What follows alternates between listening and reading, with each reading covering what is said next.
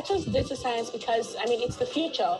And then, of course, when you look at the way that the world of work is evolving with the statistics, I mean, we have several statistics, one of which I saw recently saying that 47% of jobs as we know it today will evolve or no longer exist. So it's just only natural that you evolve and acquire skills that are in time with, the time, and then, of course, what the future prescribes. I came in contact with Data Science Nigeria for the first time. I think your very first boot camp. I was supporting a client at the very first boot camp that I held in Lagos. And since then, Data Science Nigeria has pretty much been on my radar. I've been keeping tabs on the company. And then a few times, I think after that event, I Googled Data Science Nigeria. And I saw a number of the trainings that you had planned out. And it looked quite interesting. My very first class, of course, we learned about the types of data. And then by the second class, what I really like about the class is the fact that it's very hands-on. So now, I mean, when someone comes and says big ML, I'm looking at you like, oh, I know what that is, With big ML, we're able to evaluate models. And then went on to the next class, which we had to use text mining tool, which was Orange. Tell everybody I come in contact with, especially young people in school right now. Jobs as we know it will no longer exist. So you should get trained, in one of the technical skills, could be data science, machine learning, artificial intelligence. That is the future, and of course you have to take the Data Science Nigeria now. And here's why. One, I see that there's a whole lot. First off, the vision to get 1 million people, 1 million AI talent out of Nigeria. I think it's very laudable personally. I'm quite aligned with that vision. I think it's a good one.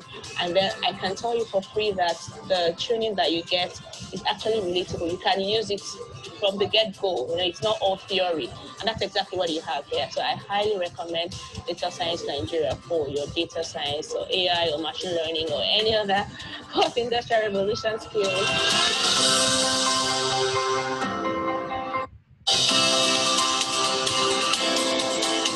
So I chose data science because, I mean, it's the future. And then, of course, when you look at the way that the world of work is evolving with the statistics, I mean, we have several statistics, one of which I saw recently saying that 47% of jobs as we know it today will evolve or no longer exist. So it's just only natural that you evolve and acquire skills that are in time with, the time, and then, of course, what the future prescribes. I came in contact with Data Science Nigeria for the first time. I think your very first boot camp. I was supporting a client at the very first boot camp that I held in Lagos. And since then, Data Science Nigeria has pretty much been on my radar. I've been keeping tabs on the company. And then a few times, I think after that event, I Googled Data Science Nigeria. And I saw a number of the trainings that you had planned out. And it looked quite interesting. My very first class, of course, we learned about the types of data. And then by the second class, what I really like about the class is the fact that it's very hands-on. So now, I mean, when someone comes and says big ML, I'm looking at you like, oh, I know what that is, With big ML, we're able to evaluate models. And then went on to the next class, which we had to use text mining tool, which was Orange. Tell everybody I come in contact with, especially young people in school right now. Jobs as we know it will no longer exist. So you should get trained, in one of the technical skills, could be data science, machine learning, artificial intelligence. That is the future. And of course, you have to take the Data Science Nigeria now. And here's why. One, I see that there's a whole lot. First off, the vision to get 1 million people, 1 million AI talent out of Nigeria. I think it's very laudable personally. I'm quite aligned with that vision. I think it's a good one. And then I can tell you for free that the training that you get is actually relatable. You can use it from the get-go. It's not all theory. And that's exactly what you have here. So I highly recommend Data Science Nigeria for your data science or AI or machine learning or any other post-industrial revolution skills.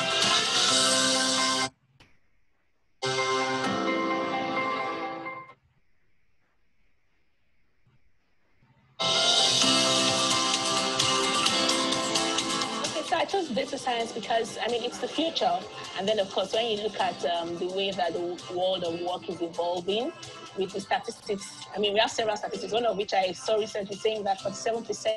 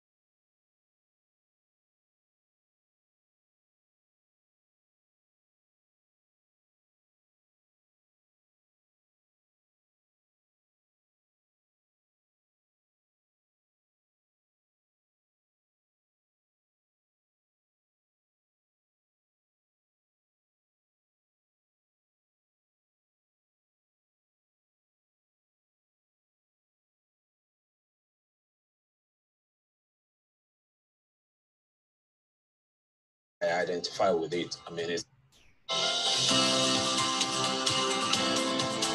Okay, so I chose data science because, I mean, it's the future. The vision of DSN, I identify with it. I mean, it's something I can relate with. The vision of wanting to create a hub for data scientists in West Africa.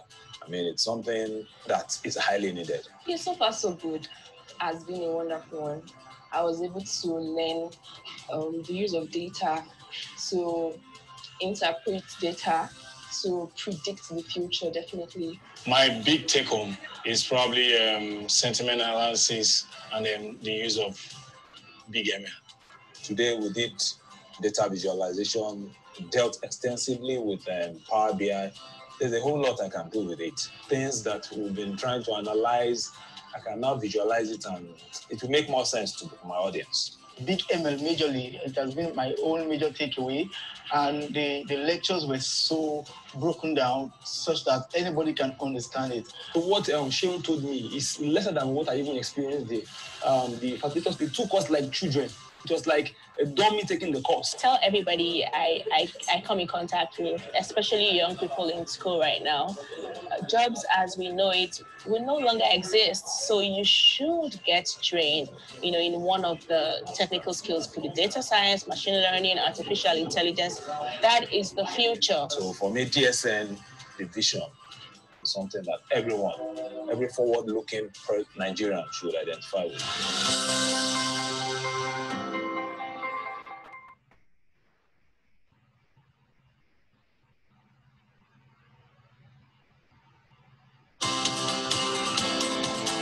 Okay, so I chose data science because, I mean, it's the future. The vision of DSN, I identify with it. I mean, it's something I can relate with. The vision of wanting to create a hub for data scientists in West Africa. I mean, it's something that is highly needed. Yeah, so far so good. Has been a wonderful one. I was able to learn the use of data to interpret data to predict the future, definitely. My big take home is probably sentiment analysis and the use of big ML.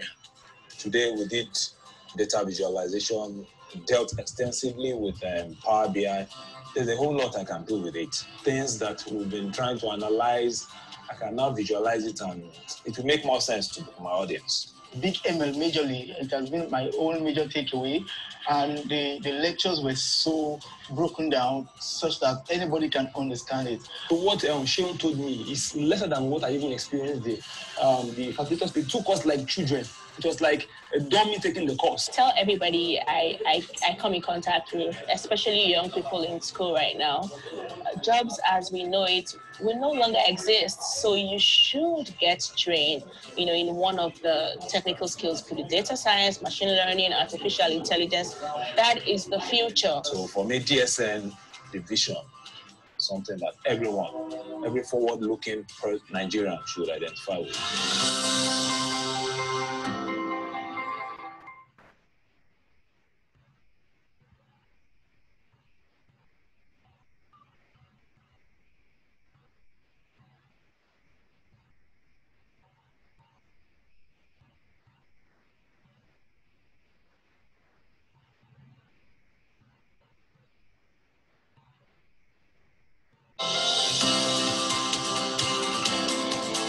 Okay, so I chose data science because, I mean, it's the future. The vision of DSN, I identify with it. I mean, it's something I can relate with. The vision of wanting to create a hub for data scientists in West Africa. I mean, it's something that is highly needed. Yeah, so far so good. Has been a wonderful one. I was able to learn the use of data to interpret data to predict the future, definitely. My big take home is probably sentiment analysis and the use of big ML. Today we did data visualization, dealt extensively with Power BI. There's a whole lot I can do with it. Things that we've been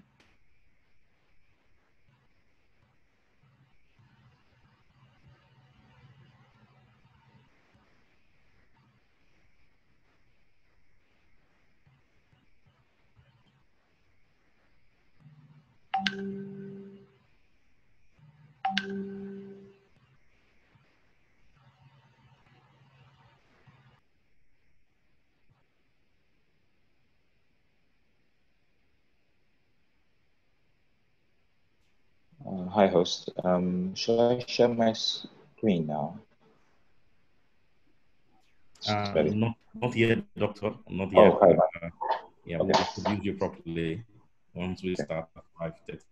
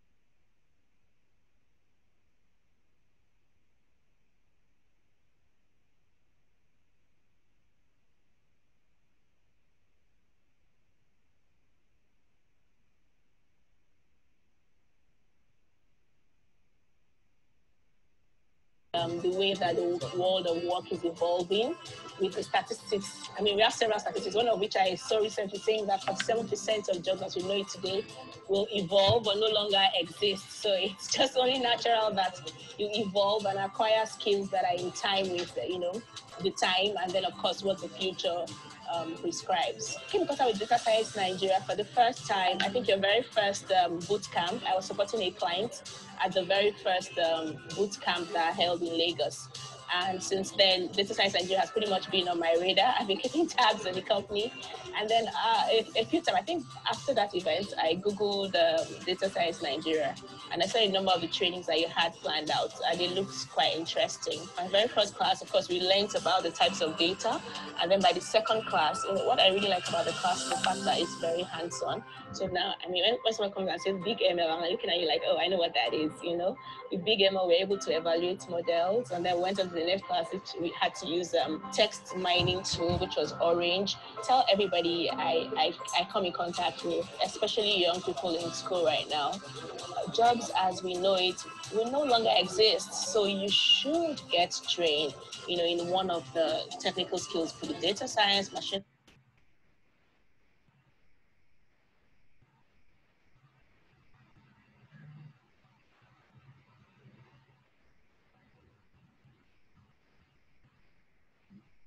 Wow, what a wonderful day.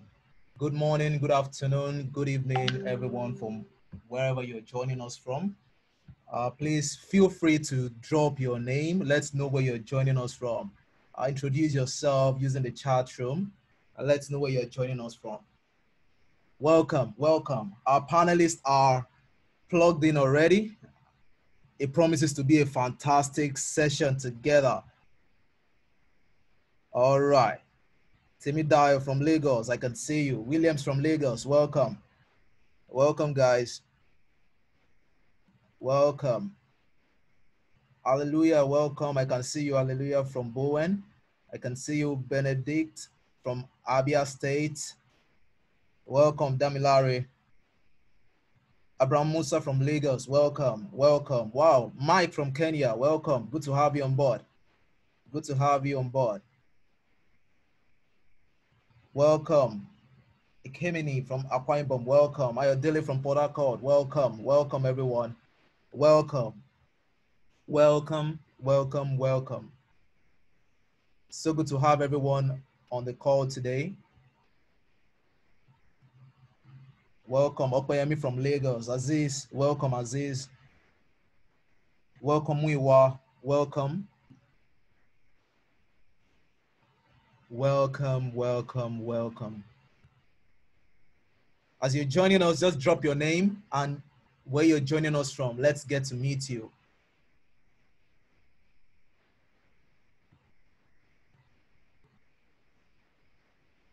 Fantastic. This is gonna be an awesome time. We have our speakers already on the call and we will get started right away. Welcome, Sulaiman, welcome.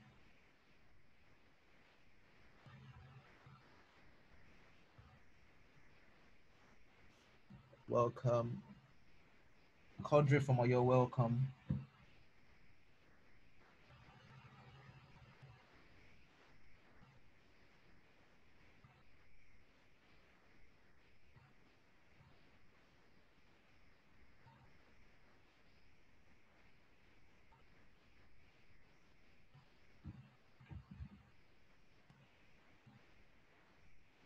All right.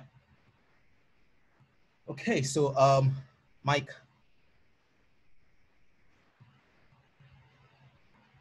Akinwale, welcome. Taslim, welcome. Welcome, welcome to today's AI Plus for Professionals and Researchers program. Welcome.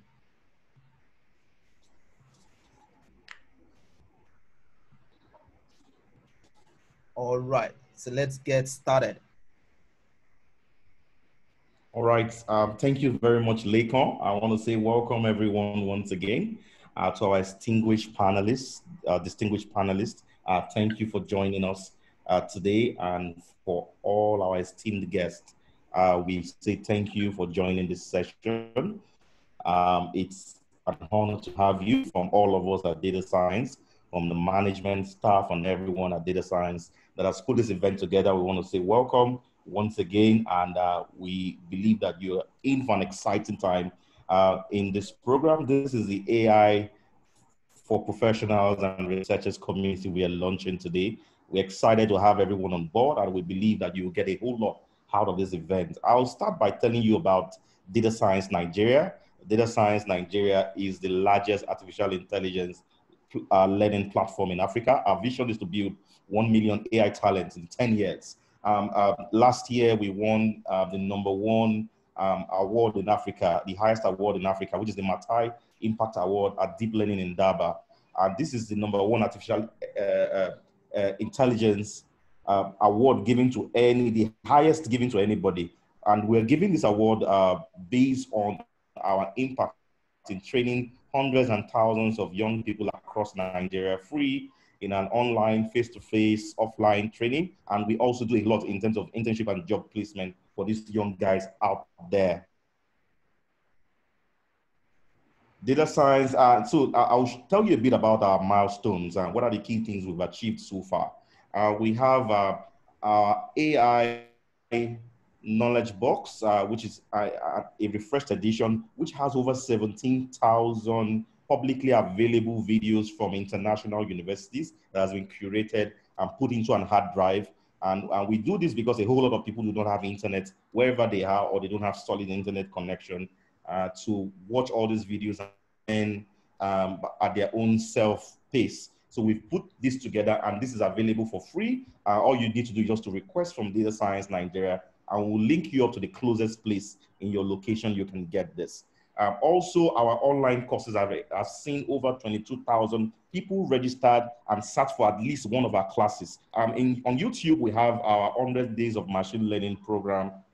This is a program, or this is a course that takes you from beginners to expert level in the area of data science and machine learning. This video has gathered over 271,000 views on YouTube. We also have done over 3,000 hours face-to-face training. And these are free trainings in our AI hub. I'm going to be speaking more to that as we go on in this slide. In terms of our YouTube courses, we've run 18 online classes between March and May 2020. Even during the lockdown, we kept on running virtual trainings, and virtual classes went on within the lockdown period while everybody was at home. We kept sharing knowledge, and all the things we do is tied to this. And also we have an introduction or a starter to artificial intelligence. It's a free ebook that you can download. It's online. You can just simply request the link to you, and you can get this book. This book has seen over 1 million downloads so far. Those are some of our key milestones.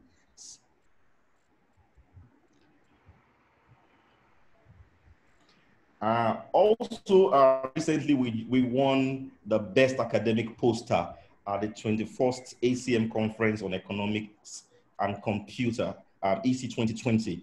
This was an award where top schools in the world contested for, and we were awarded the winners. And this is part of our practice in data science. We're a learning community, but we are also very big on research. This was the AI knowledge box I was talking about that has over 17,000 publicly available videos from top schools in the world. And these are all videos on data science, machine learning that will be very helpful for you. And this is free. Also across Nigeria, we've tried to establish our presence in various locations so as to democratize knowledge in every location we are in. Currently, we have our AI clubs on campuses. We are currently in 17 universities in Nigeria and 23 cities. And in each of these locations, you can just find out from us how you can be part of the community. These are some of our communities in different cities, in Kano, in Benue, in Jos, in Zaria, in Abuja. These are some of the guys that have gone through our programs, our training. This is pictures from our boot camp. Also, we try to drive a whole lot of industry level knowledge, because while we are trying to carry young people along and build capacity, we believe that the key decision makers are also essential in order to create this change that we want to see. So we have an AI for Executive one-day masterclass once every year, where we bring leaders across government, across business sector, to teach them about artificial intelligence and how they can apply the concepts of artificial intelligence into their businesses and into their operational processes. This is a one-day class, and we bring expert trainers from across the world to anchor this session with our top executives. 100 executives across Nigeria, from Lagos, from Abuja, from all over the country are brought together, and we have this session with them.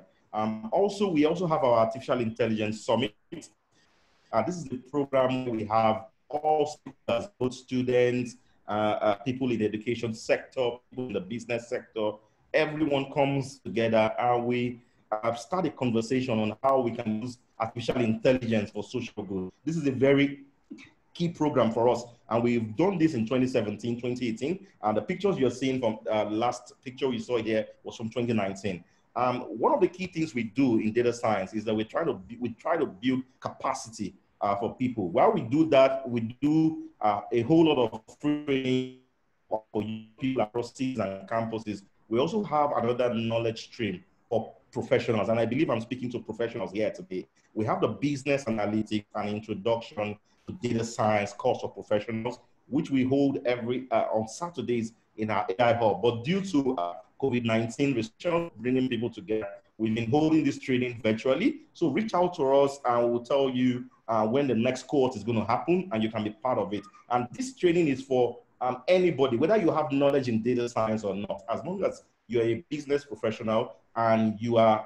working in any industry, we can tell you how data science can be applied and you get the relevant training. So these are pictures also from our AI everyday classes. We have some of the better people who come to train in our AI everyday classes. Our business and data analytics training is also on. You can register for the next course. Just put your name down. Somebody on this chat will give you more information on how to register. We have the AI for teens and kids community. We've launched this community. So if you have kids or you have nephews or nieces out there and they are already showing interest in data science, or you want to introduce them to data science has a new community for kids. And we would like some of these young people in primary schools or secondary schools to be part of this community. Every year we hold an AI summer camp for these kids, and where they are introduced to the concept of data science, machine learning, even robotics. You can see pictures from some of our last sessions we've done in our AI hub. Okay, so this is the AI community. We have more information on it online. You can go to www.datasciencenigeria.org/AI for kids and teens. /AI for kids and teens. Yeah.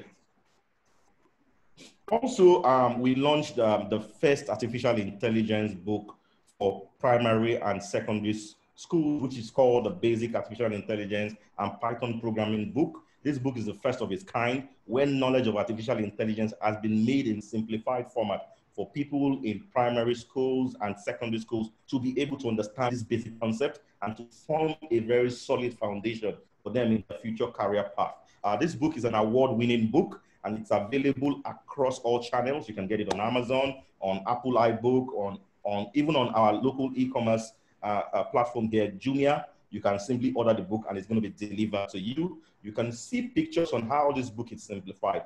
The concept of AI is made in an animated format that anybody that looks at this book or reads this book, adults or children, as long as you're a beginner, you can start from this point and you can simply understand what artificial intelligence is about and how the concept can be applied on the basic level.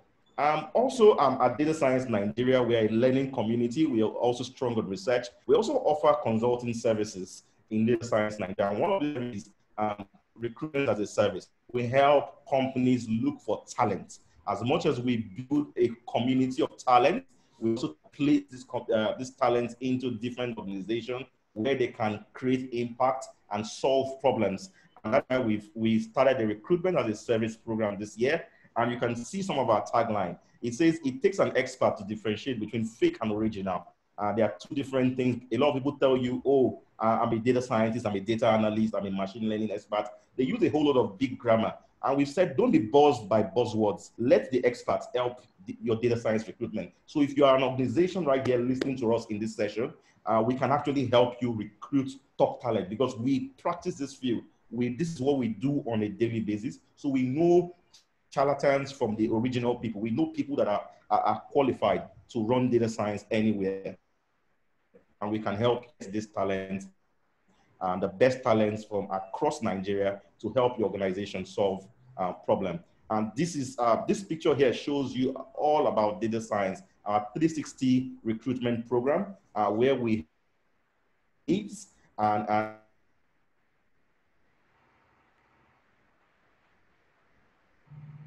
your profile, then we present that candidate for you, and the candidate is onboarded in your organization.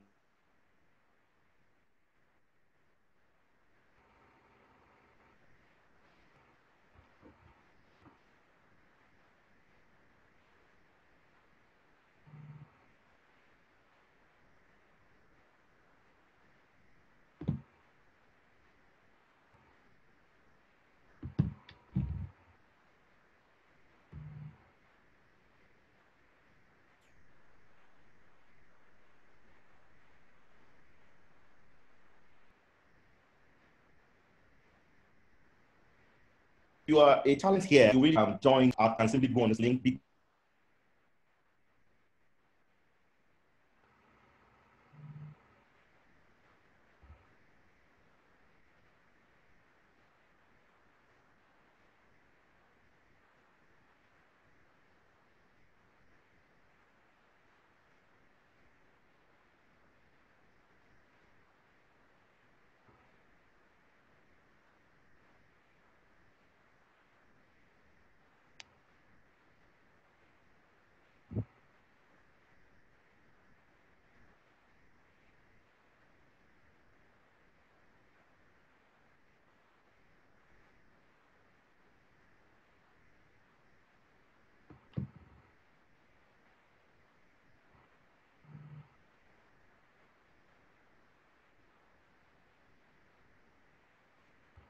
All right.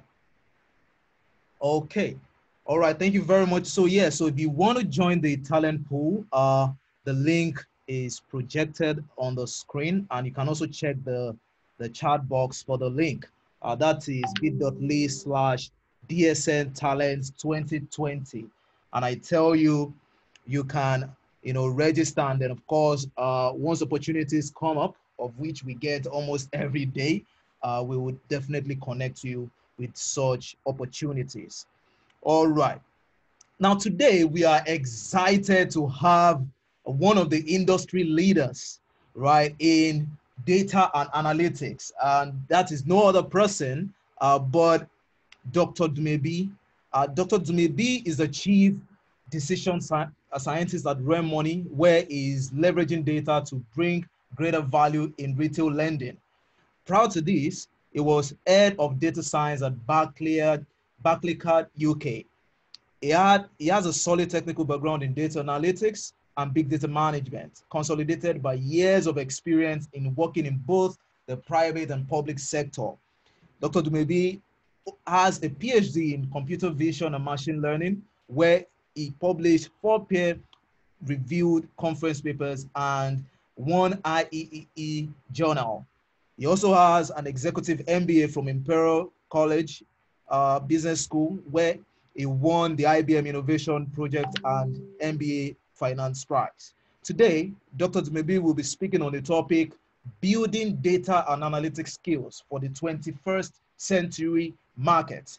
If you're ready to listen to Dr. Dumebi, please drop a fire icon on the chat box. Dr. Dumebi, you're welcome. Thank you very much. Thank you. Can you hear me clearly? Loud and clear. All right. Let me share my screen. 1 second. Yeah, please go ahead, sir.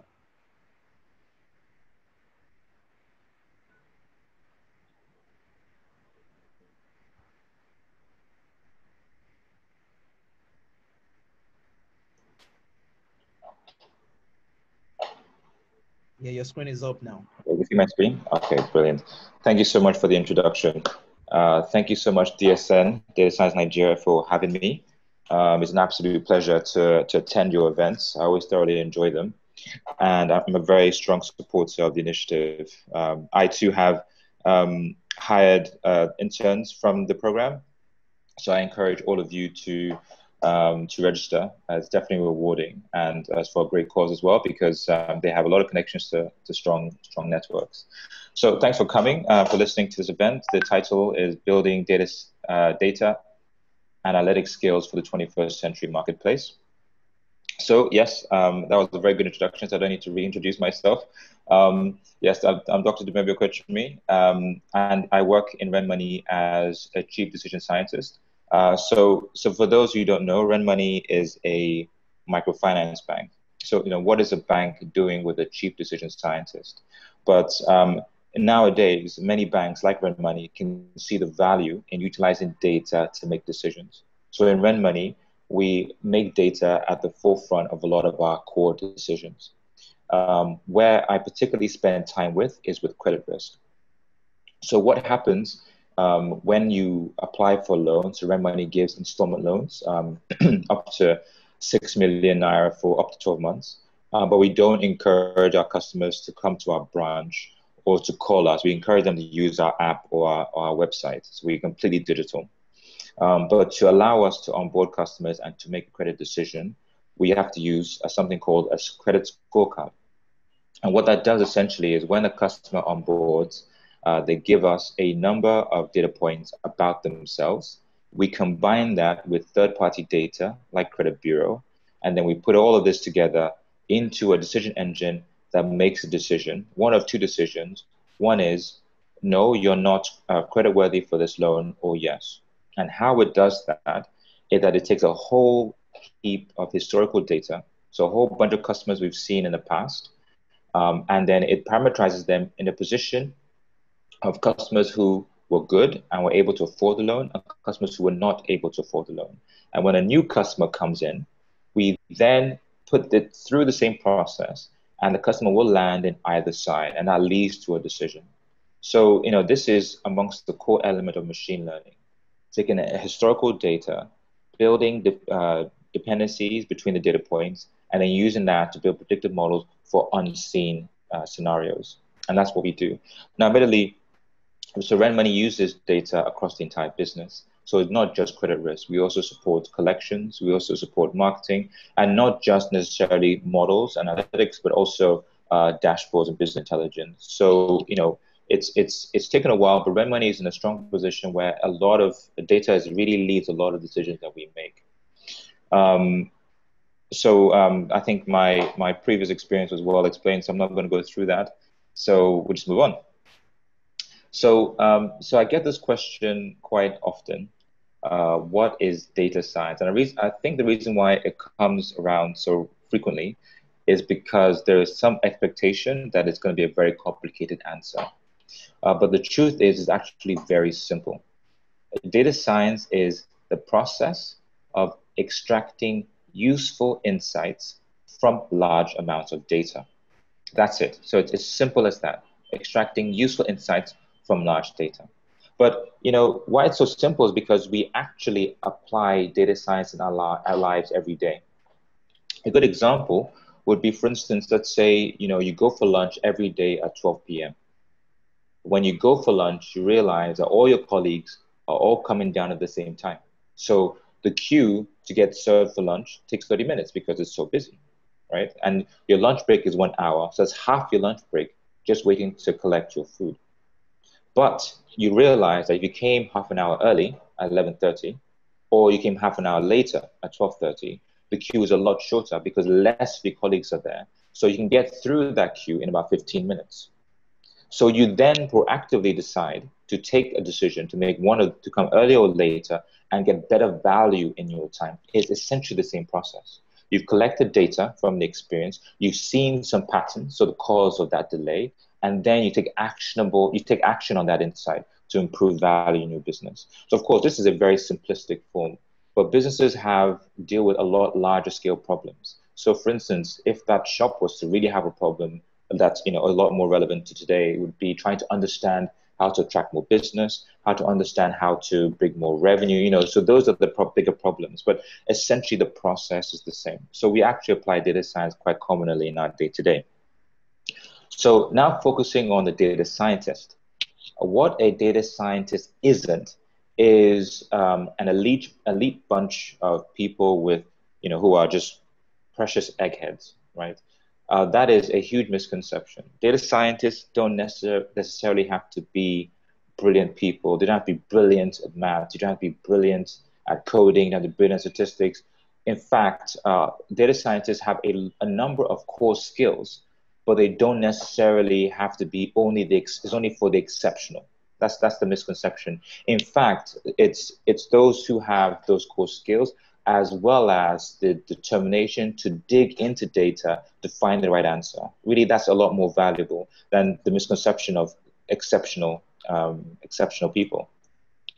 So what is a data scientist? As I said before, it's a combination of some core skills. So the classic requirement is the skill of mathematics, computer science, and some domain knowledge on where you're applying that data science. Yeah. Why it's the classical requirement, I'll explain later. But some of the really important skills is having the ability to really get your fingernails deep into the data, to uncover very difficult patterns to find, and fail repetitively to be able to grunt through that data regularly until you get the answer. It's a very painstaking and challenging process. And this is kind of trying to remove that romance or illusion that data science is really a glamorous job. Is actually very grunt work, and it's actually very difficult. And in fact, the reward only comes after several failures and several attempts and persistence, right? So really, it's actually work that's very challenging to do, mostly because of the repetitiveness and the gruelingness. But it's also rewarding work because after that, you do get the right answer. So just for completeness, I added in here sort of the traditional educational background. So it's not common to really require a PhD like myself to be a data scientist. Obviously here, master's degrees and bachelor's degrees are the most common, But I don't think that's particularly because it's a requirement. It's just that these degrees tend to be more technical to lead into the obvious data science role. I actually think this was taken back in 2016. This is actually changing. And I'll show you why. And there's actually more of a new set of skills and requirements to be a data scientist. So you don't necessarily need to have these formal education to get there. So what is data scientist now? So what has happened over the years, particularly since I did my PhD, is that data science has become very commercial. A lot of businesses are really actively applying it into their business. And what that has meant is more challenging problems have been applied with data science and solved data science. So you find a lot more sophisticated methods are becoming more mainstream, like deep learning. So deep learning is now almost essential for computer vision related challenges, for natural language processing related challenges. So, and these methods used to be used as a later alternative, but now they're actually now on the front lines. So more artificial focus skills are important. Now that businesses are becoming more inclined towards cloud-based storage and infrastructure, means that you don't need to have a massive server room with lots of expensive servers. They can actually afford big data storage in the cloud. So now big data is an important element because businesses now have the facility to house a lot of data to make decisions. And nowadays, self-service tools for data science are becoming a lot more prevalent. So you find companies are creating tools that means you don't actually need any coding language or experience to actually develop a data science product. And these tools cover some of those requirements, but you still need, obviously, analytical skills to interpret the results. So all of this combines to kind of prove that the SME knowledge is not so important, but really the focus on interpretation amongst, obviously, the core data science skills, the core technical skills, and the big data skills. So this is where sort of the world is heading now. So those of you may be concerned of, I don't have a lot of these skills, and that's absolutely fine because oddly enough, we're in the perfect time to solve that quite easily. So the things that you need to really be a data scientist, and amongst them is to learn the lingo. And the lingo in this world is really statistics, mathematics, and machine learning. Now, the good news is that actually, if you focus your learning on the machine learning part, it also comes with the maths and statistics. That's just by proxy. So you can actually start your journey by learning on machine learning. And obviously, the maths and statistics will come your way, which you also have to learn and understand. Obviously, when you get to the point where you don't quite understand the maths, then you can step back, focus on the maths, or step further back, focus on the statistics. So really, how far you go depends on sort of how quickly you pick up the methodology of machine learning. So the good news is that now the internet is really a very powerful tool for learning. There is no need for formal education. Yeah, you don't need a degree in data science. In fact, those are quite new. Those haven't been in the market for very long. And you can actually use a lot of these non-formal channels like Coursera, EDX, Udacity, DataCamp to be able to upskill in a lot of these lingos, a lot of these requirements. And that's great. It's so interesting that, and particularly what's happening now with COVID-19, where a lot of us have to work from home, a lot of us have to study from home. We're now in an era where it's becoming more and more accepted to self-learn and self-learn via the internet. And you find that this is really where things are heading. So I wanted to make a particular shout out to a group called the Gradient Boost. I only came across them literally a few weeks ago. So they are also amongst those tools you can use for learning a lot of this data science lingo. But what makes them particularly interesting is that they're Africa focused. And being Africa focused gives them a bit more leverage because they offer, as part of their program, case studies from actual real world problems from real Africa-based companies, which is great. So you're not just learning data science, but you're learning it particularly for the market in which you're based in. Also, their program is not just a series of video tutorials, but actually live tutorials. So you actually have a teacher that's live. You also have a TA and access to a mentor who is a profession in the field that can also help you develop those skills. So why this caught my eye in particular is because mentorship is sometimes overlooked by these online courses because it's pretty much a self-learning tool. So you don't have that mentorship. And with this particular, developing into a data scientist, mentorship is so important because it helps you understand the journey. You know, like I mentioned before, having that grueling, painstaking process, it is so important to have someone to tell you, keep going. It's okay that this is repetitive. Yes, you're actually getting closer to the right answer. So this is how you develop those analytical skills. This is how you get to answers to very difficult problems. And having a mentor sort of help you, guide you through that process is very important. So I'll definitely, particularly those who are very, very new with absolutely no data science experience or exposure, I'll definitely recommend checking them out. So learning the lingo is important. Also, you need to learn to code. Now, there's a number of open source and paid for platforms you can use. I personally prefer open source, and the two most common are R and Python. You know, mathematicians tend to prefer R because R is really built for mathematics, and programmers usually prefer Python. So those who are very inclined with Python, Java, C++, and so forth, they would much prefer using Python to develop into a data scientist. If you're very new to the experience, then I recommend downloading Jupyter Notebooks. So Jupyter Notebooks is a software development environment. It comes with Python and a lot of the packages you already need, but it's kind of like a notebook, so you can actually code snippets of code, but also add free text as well. So you can add text, you can add images, graphs, links, so that you can sort of create almost like your own self-learning tool with a way of presenting results and analytical results as well. So I strongly recommend, if you haven't already done so, and you want to start building up sort of that coding experience, to download Jupyter Notebook. You have to also learn database and big data. So the thing about database is that you can actually go very, very deep into this. And there's so many different databases out there that are applicable to data scientists. And it obviously depends on the company you work for. But I believe these are really the basic ones that you really need off the bat, right? So MySQL for sure, it's a simple database to use. You can download it for free. You can learn how to learn about relational databases, how to create and manage data tables, how to run queries to extract data. I think that's already quite a lot. You find that proficient data scientists, that's all they use up to a point. I also recommend learning about Hadoop framework, so learning what a HDFS file system looks like and how it works, and how the benefits it gives for manipulating big data.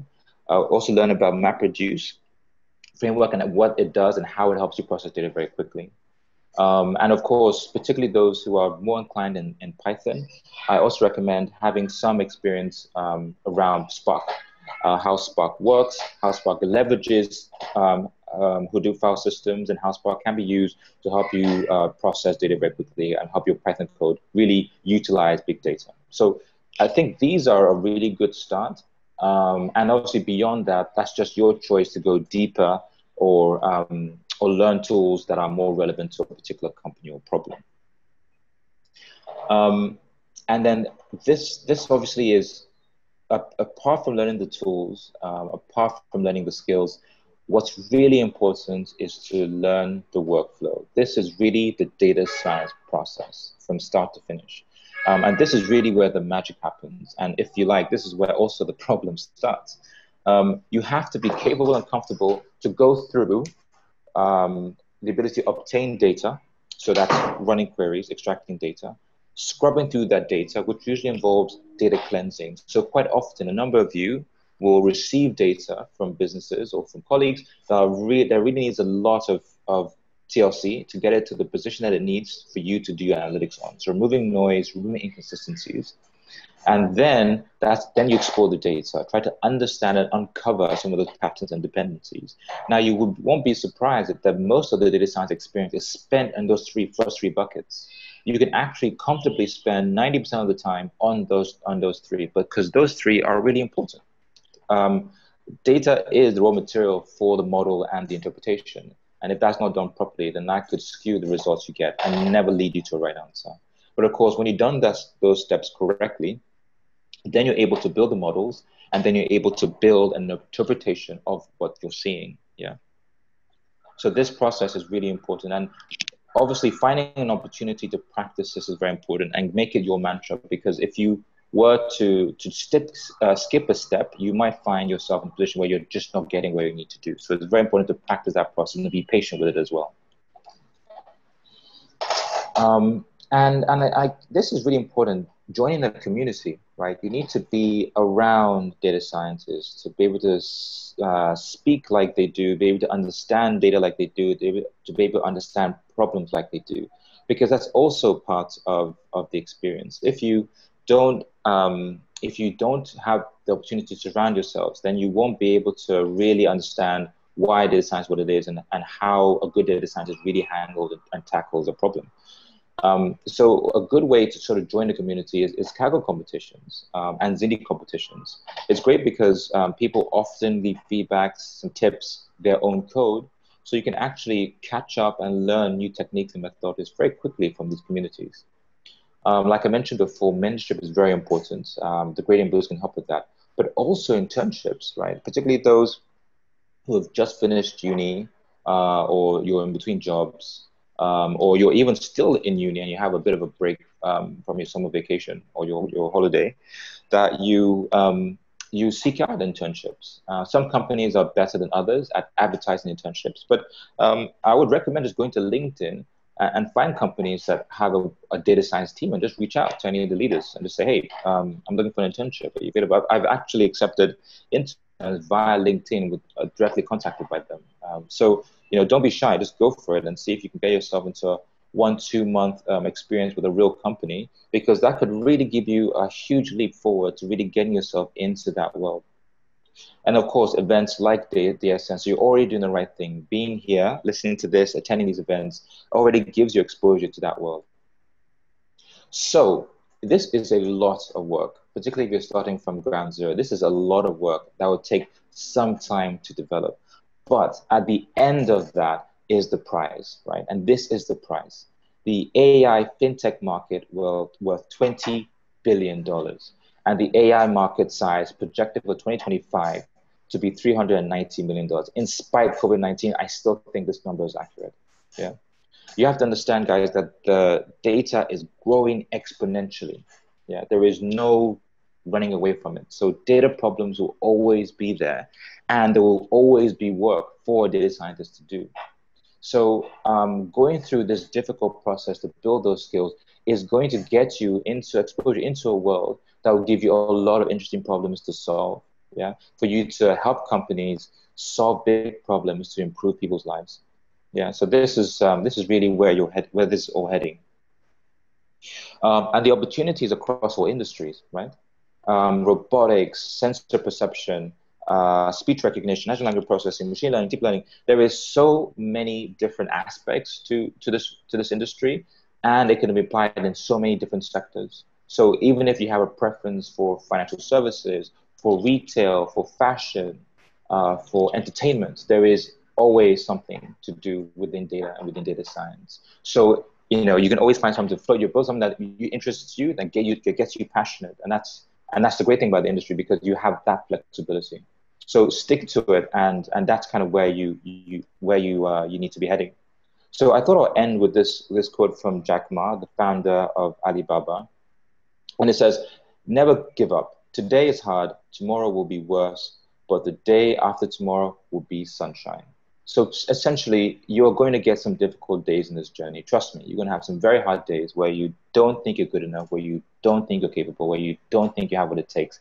Don't give up, because when you do get to that experience, that means you're getting close, right? That's the time that you need to be persistent. Not all data will be kind. Not all data problems will be kind. But you have to be willing to do the grunt work, to go over and over and over and over again until you have a solid understanding of what's happening, so you can interpret that pattern and dependencies. Yeah, that's how great work is done. That's how great technology is built. That's how great solutions are solved. So it's going to be long, it's going to be hard, but be persistent and you will get there. So yes, that's it for me. Thanks very much, guys. I really appreciate it.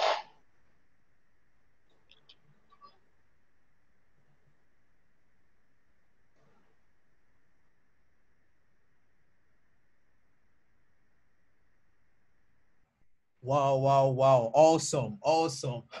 Wow, that was a power dose. Wow, wow, wow.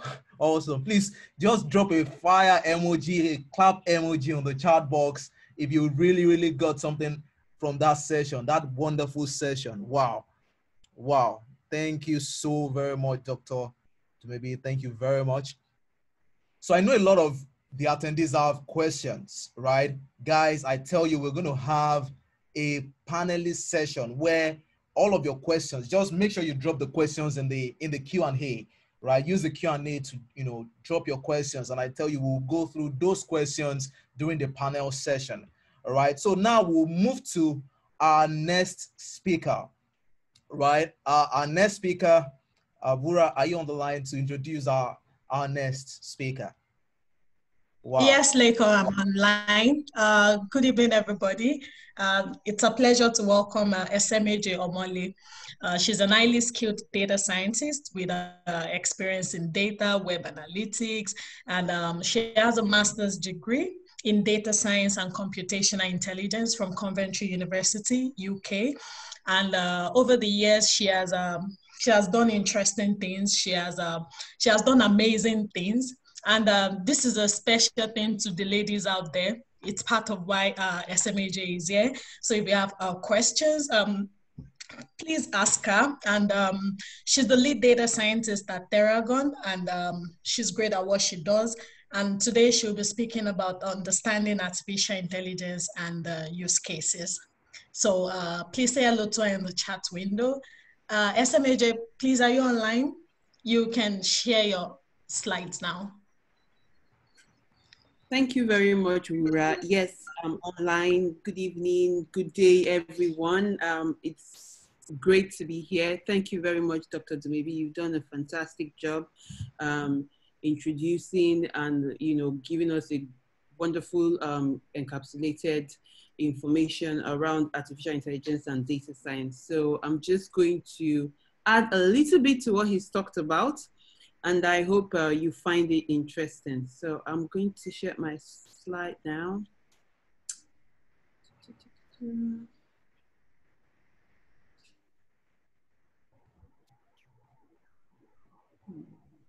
Okay, there we are.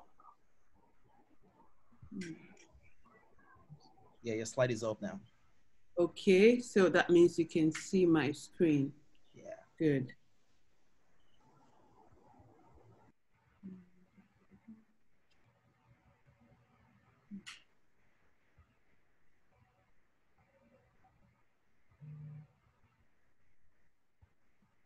I want to expand the distance. Oh, okay. Maybe you can do presentation mode. Yeah, figure it out. All right, great. Okay,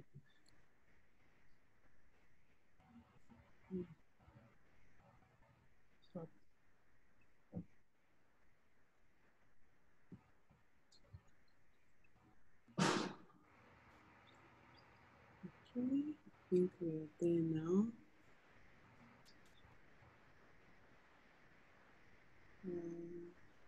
Where is the Zoom? Oh, yeah, good. Share screen. Yeah, we have you. Yeah, fantastic. Yes, this is where we are. So I'm just going to continue from where Dr. Dumebi has dropped off. Now, artificial intelligence, it's very interesting. It's a buzzword. You hear it everywhere. A lot of businesses are beginning to apply it to their everyday business objective and decisions. And, it seems like it's everywhere and people are curious. What is artificial intelligence about? What is AI about? It's very common, to see on websites and app productivity tool. They're all citing artificial intelligence as the secret ingredient in their recipe for success. But what's less common is an explanation of what AI is, why it's so cool, and how companies are leveraging it to provide better user experience. But if you don't know much about AI, and you can find the explanation a bit confusing, and you are sometimes inclined towards a fear of a computer-instigated apocalypse. It may even be scary. But although artificial intelligence is complicated and it's constantly evolving, but that does not mean that it should be confusing or it should induce anxiety, especially when you're not exactly making use of all of your personal information. So that's why I'm having this session with you guys to sort of demystify what artificial intelligence is. I'm just going to call it AI for now because it sounds like a lot in my mouth. To demystify what AI is and just to give you a good understanding of what it is and also how it's applied to businesses. Now, AI at its most, so AI at its most basic is any technology that is designed to operate in a way that mimics how humans operate. So it is designed to solve problems, but in an intelligent way. It's designed to solve problems in a way that a human would ordinarily solve the problem. So that means we are simulating human intelligence by machines. And what this does for us is that it gives us the ability to solve problems. It gives us the ability to act rationally, and also gives the system the ability to act like humans. And this is actually very powerful because with these combined together, there's just so much that can be done and so much that can be achieved. Now, okay, we've talked about the definition already, the history of AI. AI sort of like started with, the word was coined from, John McCarthy. He's a very intelligent man. He was born sometime in the early 18th century, an American computer scientist. Is one of the founders of the discipline of artificial intelligence. He co-authored documents that coined the term artificial intelligence, and he was able to develop even the Lisp programming language and so many other interesting and innovative technology. And we can say a big thank you to him because for what he has done, in the space of artificial intelligence. He spent most of his career at Stanford University. And you can see from this slide, the progression over the years. And right now we are at the point where a landmark of AI establishment has been achieved. And it's interesting because, going forward, there's a lot more that will be achieved. And we will see it, in its application in so many areas and so many fields. One of the fields where AI is very interesting is in medicine. This is an interesting area of application of AI. Now, a medical clinic can actually use AI systems to organize bed schedule. That way, you are able to avoid the cluster and confusion that a human would have experienced. Now, in one of the ways where AI is useful in helping human is that over the years, humans have naturally built skills. They've naturally learned.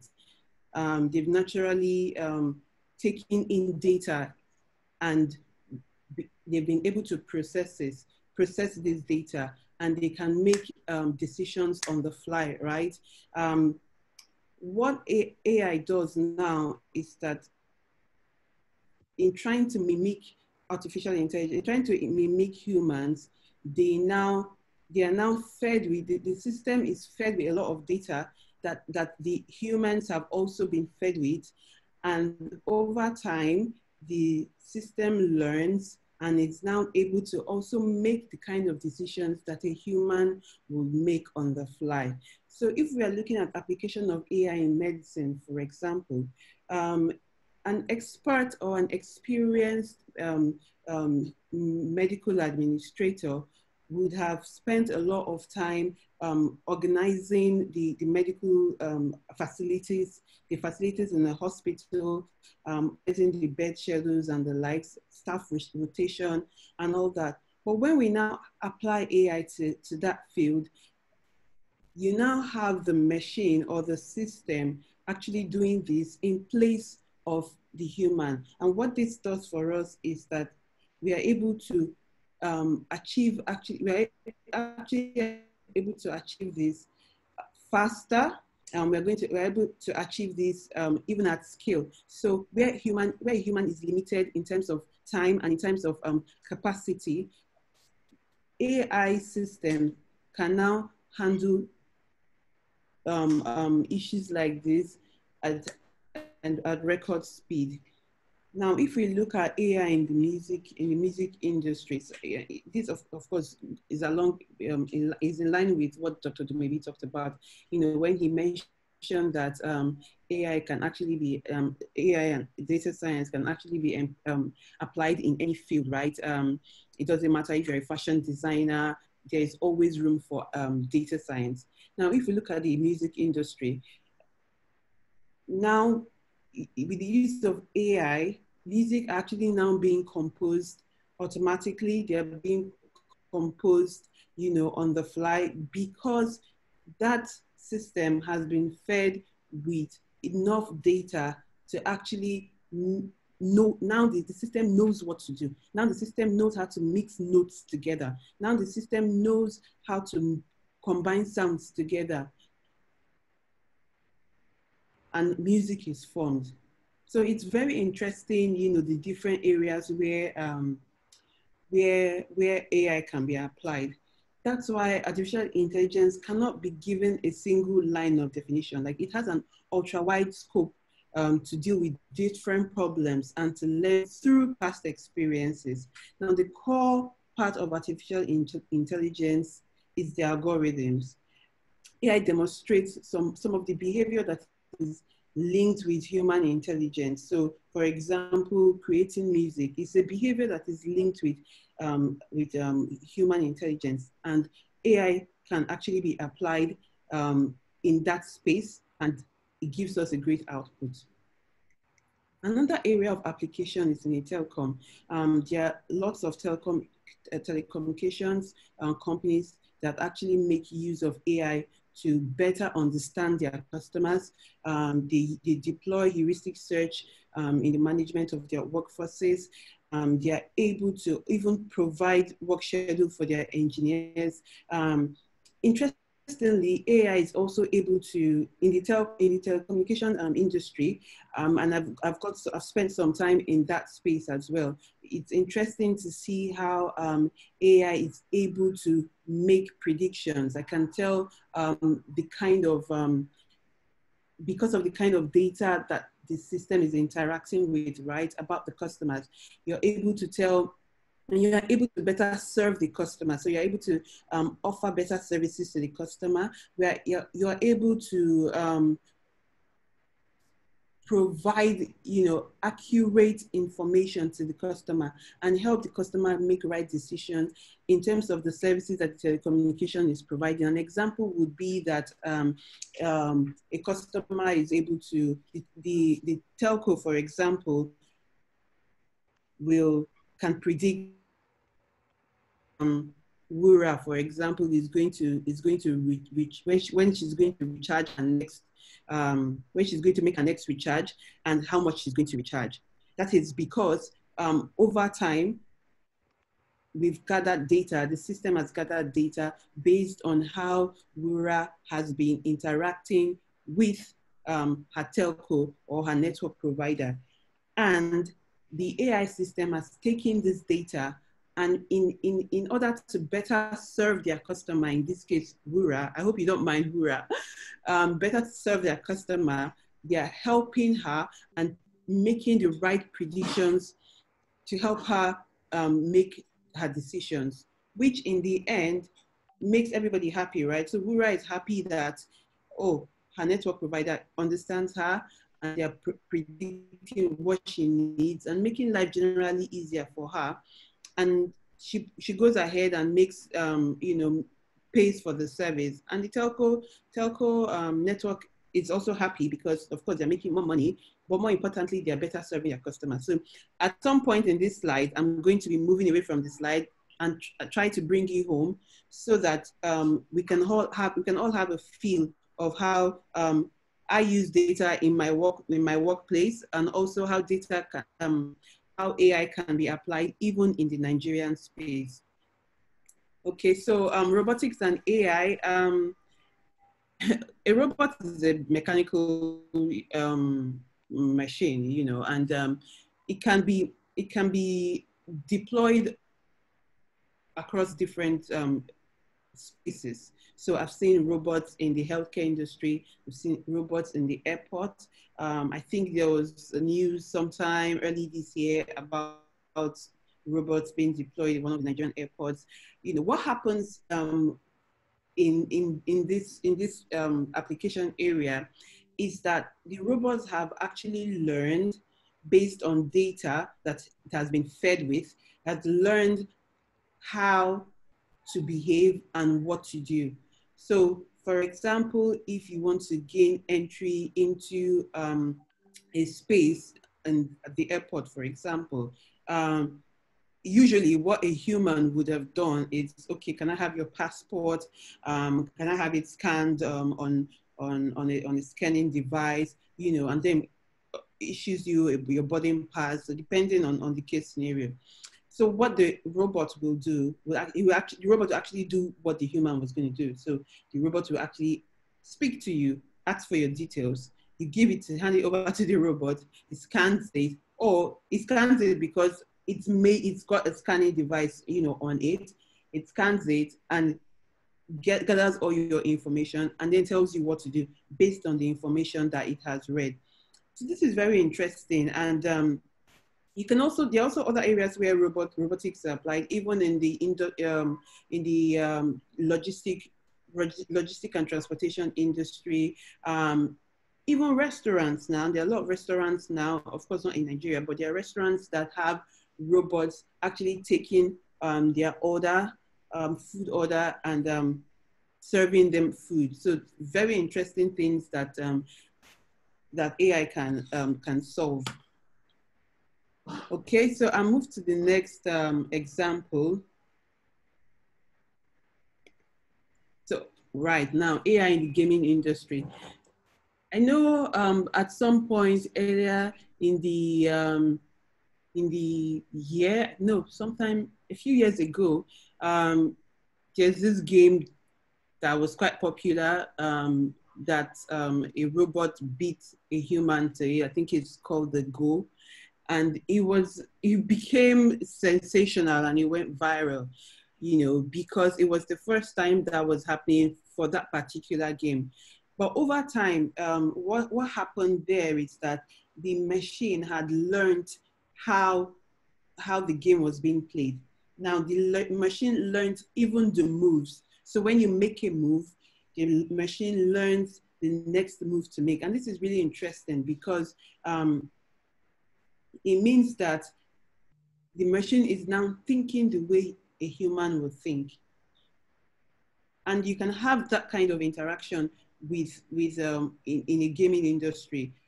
Another example is when you play a game against the computer. So instead of playing a game with your friend or playing against your friend, as the case may be, you're playing against the computer.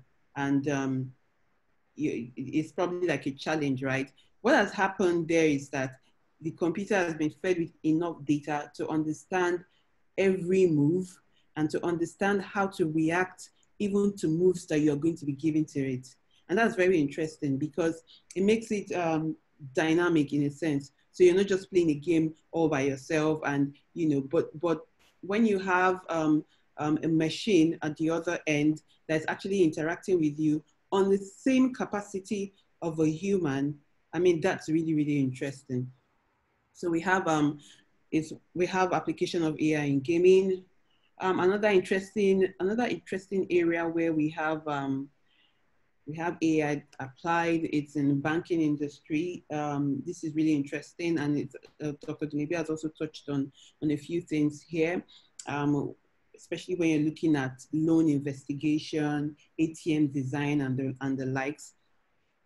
In August 2001, robots actually beat humans in a simulated financial trading competition. And how was this? This was achieved mainly, of course, through the system learning. So for AI, it's always a learning process, right? Just the same way, of course, like when a human is born, they're not born perfect, right? Like humans, AI systems, they aren't born perfect. So they have to learn and they have to adapt.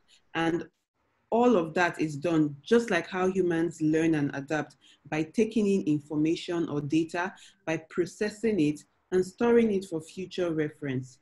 It's like when a young kid touches a hot stove, right? The brain registers the pain and makes notes to not do it again. It's not so different for AI, because there's also like a reward system in when an AI system is learning. It takes in the information, or it takes in the information in form of data, processes it, and then when it sees that, okay, this is not what I want, it rejects it and it gets a reward. There's a reward system attached to it. So there's so many areas where AI can be applied. Another interesting application of AI in the banking, which also ties with what I do, what my team and I do in the company I work with, is actually even also helping banks interact with their customers. Brands want to be able to interact with their customers and interact with them in the right way. So, I mean, this is an example of how we use AI in Terragon, right? And part of the spaces, these systems that we service is the banking sector.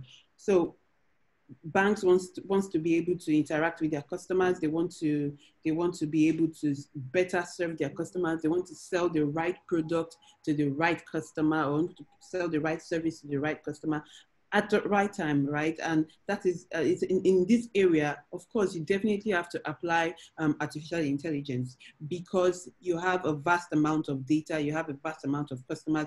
How can you tell which of them is right for a particular product, or for a particular service, or even for a particular bank, right? By the time we go through our data, we do a lot of machine learning on it. We are able to actually make accurate predictions about the customers as demanded or as required by the bank. That's just another example of how we apply AI even at Terragon. There are other applications of AI, credit granting, marketing, warehouse optimization, that's in logistics, even drones, movies like Netflix, for example. When you can, I mean, Netflix, I think Netflix has one of the most interesting applications of machine learning and recommender systems, because they are able to tell you, and they make it clear that they're like, okay, because you have watched this, I think you would enjoy this. Your friends are watching this, so I mean, I'm recommending that you also watch it. And I think it's interesting because I don't have to sift through the hundreds of thousands of content that Netflix has before I can find what I'm looking for. But because as I'm interacting with the platform has a system, an intelligent system that's actually taking note of what I'm doing, taking my interactions in form of data, processing it, applying machine learning onto it, applying artificial intelligence onto it, and now make recommendations for me that are actually even correct to a very large degree. So these are some other applications of artificial intelligence, even in our world today. Another example is self-driving cars, which is really interesting because I remember a couple of years back when self-driving cars started gaining a lot of interest and traction in the world, a lot of people had concerns around, oh, how will the car recognize objects on the road, but what happens, the intelligence that goes into self-driving cars is that the car has been programmed to actually interact with the parts of the car, like the steering, the brakes, the gears, interact with them the way a human will interact with it. Also interact even with the external environment, the way a human will interact with the environment. So it has taken years of learning, taking tons of data, fed it into the system and taking learnings. And there's also something called reinforcement learning, and that's part of what goes into artificial intelligence, especially in self-driving cars. And it takes all of that knowledge and intelligence, and he knows how to respond to those objects in the car and even outside the car. People were asking questions around what happens when a self-driving car comes in front of an obstacle. What would you do if, as a human, you're driving and there's an obstacle in front of you? What are you going to do? The way you're going to react is the same way a self-driving car is going to react. Why? Because artificial intelligence is built to actually mimic the behavior of a human. So when we dig deep into it, we see that artificial intelligence is a very broad scope, and under it we have machine learning, we have deep learning, we have neural networks, and these are all subject areas that have their very vital uses and other application areas. Every part of the AI is inspired by the human mind. Every part of AI is influenced by the human mind, because at the very core of AI is to behave like a human, to make decisions like a human. So AI learns by examples, right? Just the same way in software engineering and building softwares, it takes instructions. So softwares learn by instructions, right? With data and with AI, with data science and AI, they actually learn by giving examples. So you load your system with tons of examples, and when they see the examples, they know what to do.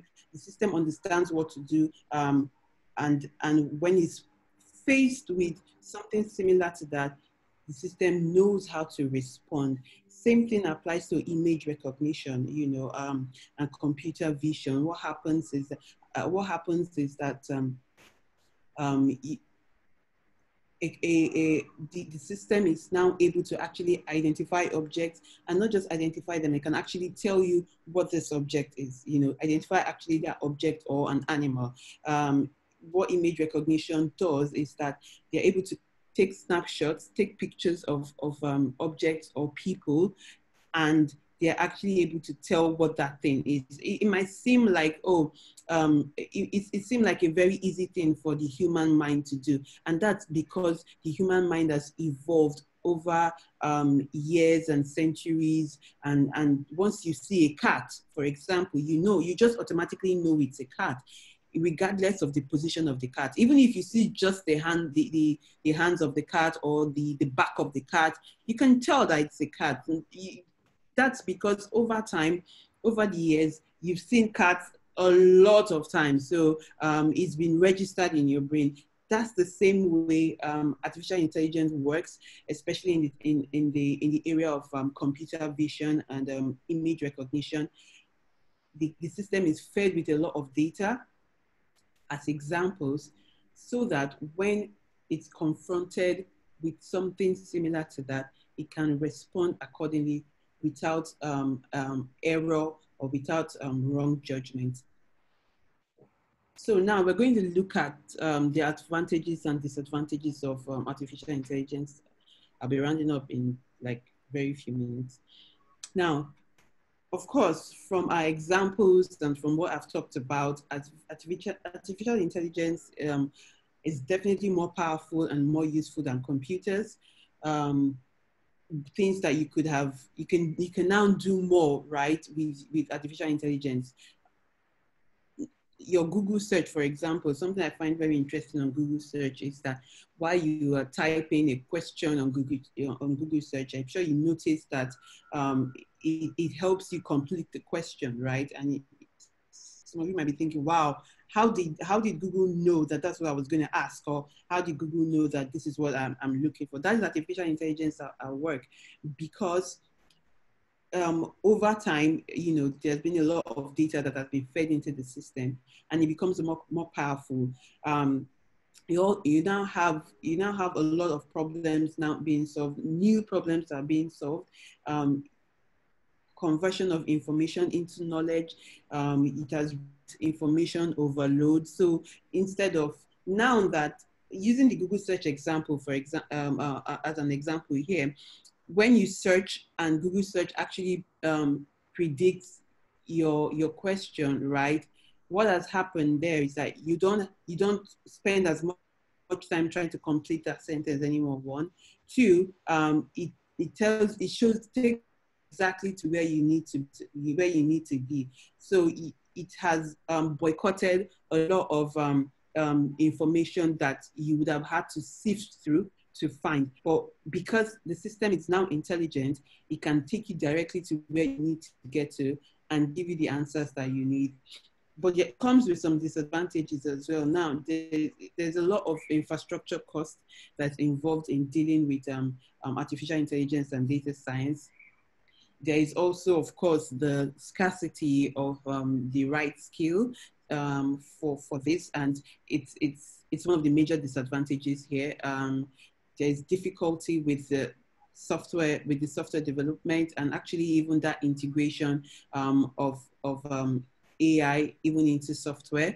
And these are a few disadvantages of AI, but with the way things are going, very soon in very near future, these disadvantages will be overcome, right? Because we now have servers, cloud-based servers that actually helps you manage cost, while it would have cost a lot of space and money and risk to store your data, or to basically to store your data and to access certain services on-prem. You now have the cloud solution where you can actually pay as you go. So that way you've reduced costs instead of buying huge that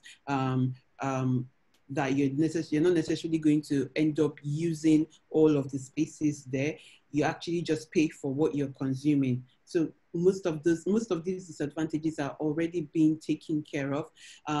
Data Science Nigeria is doing an amazing job of equipping young people with the right skills to become to become AI experts, to become machine learning experts, to become data scientists. So in the very near future, we're going to be having more experienced and trained, technically sound data scientists, and I'm very impressed with what Data Science Nigeria is doing, because they're equipping Africans, Nigerians to actually deliver these amazing intelligence to Nigeria and also the world at large. Now, the future of AI, looking at the features, there are so many areas, and there's so much more that we can get, and there's still a long way for us to get to in the space of AI. Very soon we'll be seeing interesting trends in the area of AI. We'll be seeing a lot of advancement of AI in different spaces. There are some areas there's some ecosystems that haven't really even been touched by AI yet, right? And we will see that very soon. Literally every ecosystem, literally every space and every sphere will be touched by AI, and that's where we are going to. And that's why Data Science Nigeria is actually building the right, building young guys, bringing you guys on board to prepare you for this, because that's the future, right? AI is the future, data science is the future, and yeah, that's where we are going. So here on this slide, we see how the relationship between robots, AI and human, right? There's this robot called Sophia, and she became a citizen of Saudi Arabia a couple of years back. Very interesting. The first robot to receive citizenship in any country.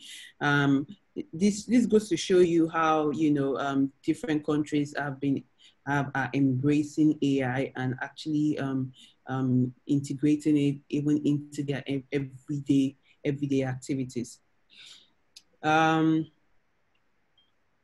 Yeah. So yeah, that's it. Basically, we've concluded I've concluded my talk on artificial intelligence and its uses. We've talked about its principles, applications, and achievements. And the sky is like they say, the sky is what wide enough for every bird to fly without collision. Same thing for AI. There's a lot that still needs to be done. There's room for everyone. There's space for people to, you know, develop their skills and come in. An interesting thing is that there's so many things you can actually even do on your own.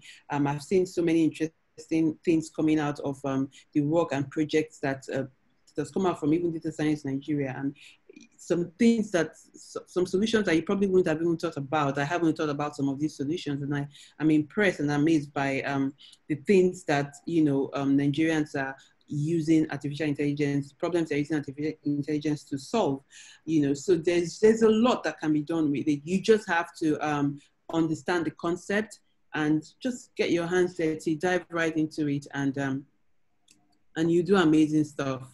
Yeah, that'll be all from me. Thank you very much. Wow, wow, wow. Thank you so much, Esemeje. Wow, that's awesome. If you enjoyed that session, please drop a fire emoji on the chat box. I mean, that's awesome. Wow, wow, wow. Thank you so much. Thank you so much. All right. Now, guys, remember, you can always drop your questions via the Q&A section of this call. So please make sure to drop your questions. All right. Just before we move on, I'm going to pull up you will see a poll on your screen right now. We just want we want to capture some data about that describes you. So you have the poll up there right now. It says which best describes you. We want to know if you're NYSC, just click NYSC. If you're a professional, please click professional and submit. Let's do that random. I mean, we're talking data here, right? So let's see what data tells us. Fantastic. Wow, we have a lot of professionals on this call. A lot of professionals. Wow. We have a lot of NYSC. Fantastic. Awesome. So the poll will end in another 2 seconds. Okay, more people are still dropping.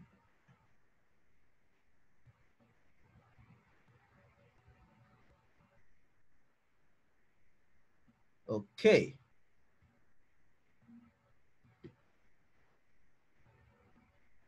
All right. And the poll. Thank you very much. I will share the results towards the end of the call. Our next speaker, guys, is Olanrewaju Oyinbooke. Olanrewaju is the head of data science team at Esemeje. I'm very sure we have some people who use Esemeje right on this call. He's a data science evangelist with over 4 years experience spanning across fintech and insurtech space. He's into developing systems that can mimic man's thinking to offer better products and services, just like Esemeje said the other time, artificial intelligence. So this is an expert at building systems that can mimic mass thinking. So I bet you want to listen to him. He works at AXA Nigeria, a member of AXA Group, where he leads the data science team on business transforming projects. Olanrewaju is Nigeria's ambassador of AI Exponential Thinker, which is a global NGO committed to AI for good, for social good. He also emphasizes on model interpretability and bias control. Ladies and gentlemen, Olanrewaju will be speaking on the topic career opportunities in data science and artificial intelligence. We have a lot of questions that a lot of people have asked about how can they get started in the field. I tell you, by listening to Larry within the couple of minutes that we have, I'm very sure you will find answers to your questions. Olanrewaju, you're welcome. Thank you so much, Olalekan. I was lost. I mean, I was already a student to the awesome sessions presented by Dr. Dumebi and Esemeje. Wow. So I just realized, I also have to present something. So let me quickly share my screen. And in the next couple of minutes, I'm going to, be talking about building career opportunities in data science. Awesome. All right. So there's something that you did not also cite in that, short citation, which is the fact that, I am young. So that makes it a bit appropriate to speak to this generation. What I've been able, how I was able to start up on this field. I don't have a PhD yet, and neither do I have an MSc in this space. Awesome. So, but have I been able to deliver business transforming projects? Have I been able to do, what others have been able to accomplish with their team as well? Yes, a lot of results to show for that as well. But don't let me take it too far. Let me speak and answer this question straightforward. How can you build a career in data science? And what are even the career opportunities that we have in the field of data science?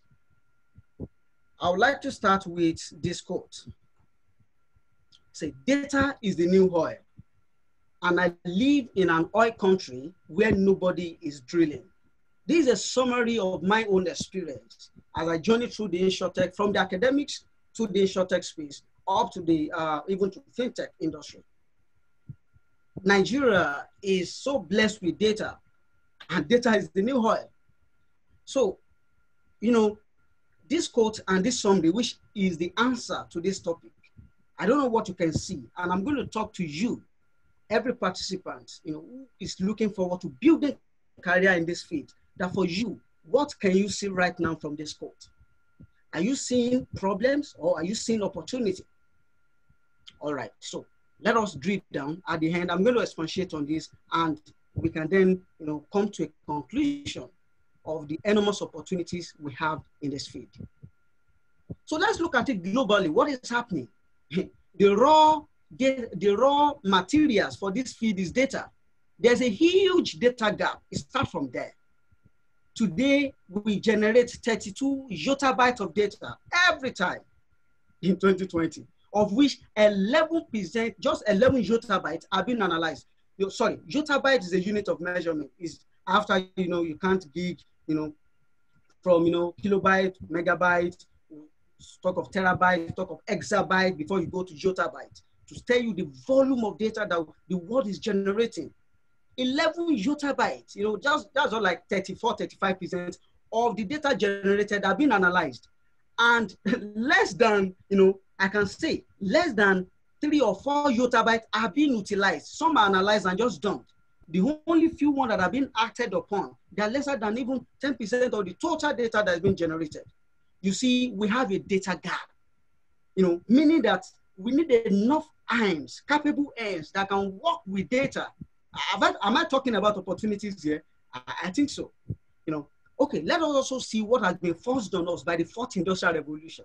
It's been projected by the 2022, we're going to enter fully into fourth industrial revolution, of which the coronavirus, the global pandemic, has forced the world to go into it. Now, health is a global issue. A lot of edtech is receiving funding, a lot.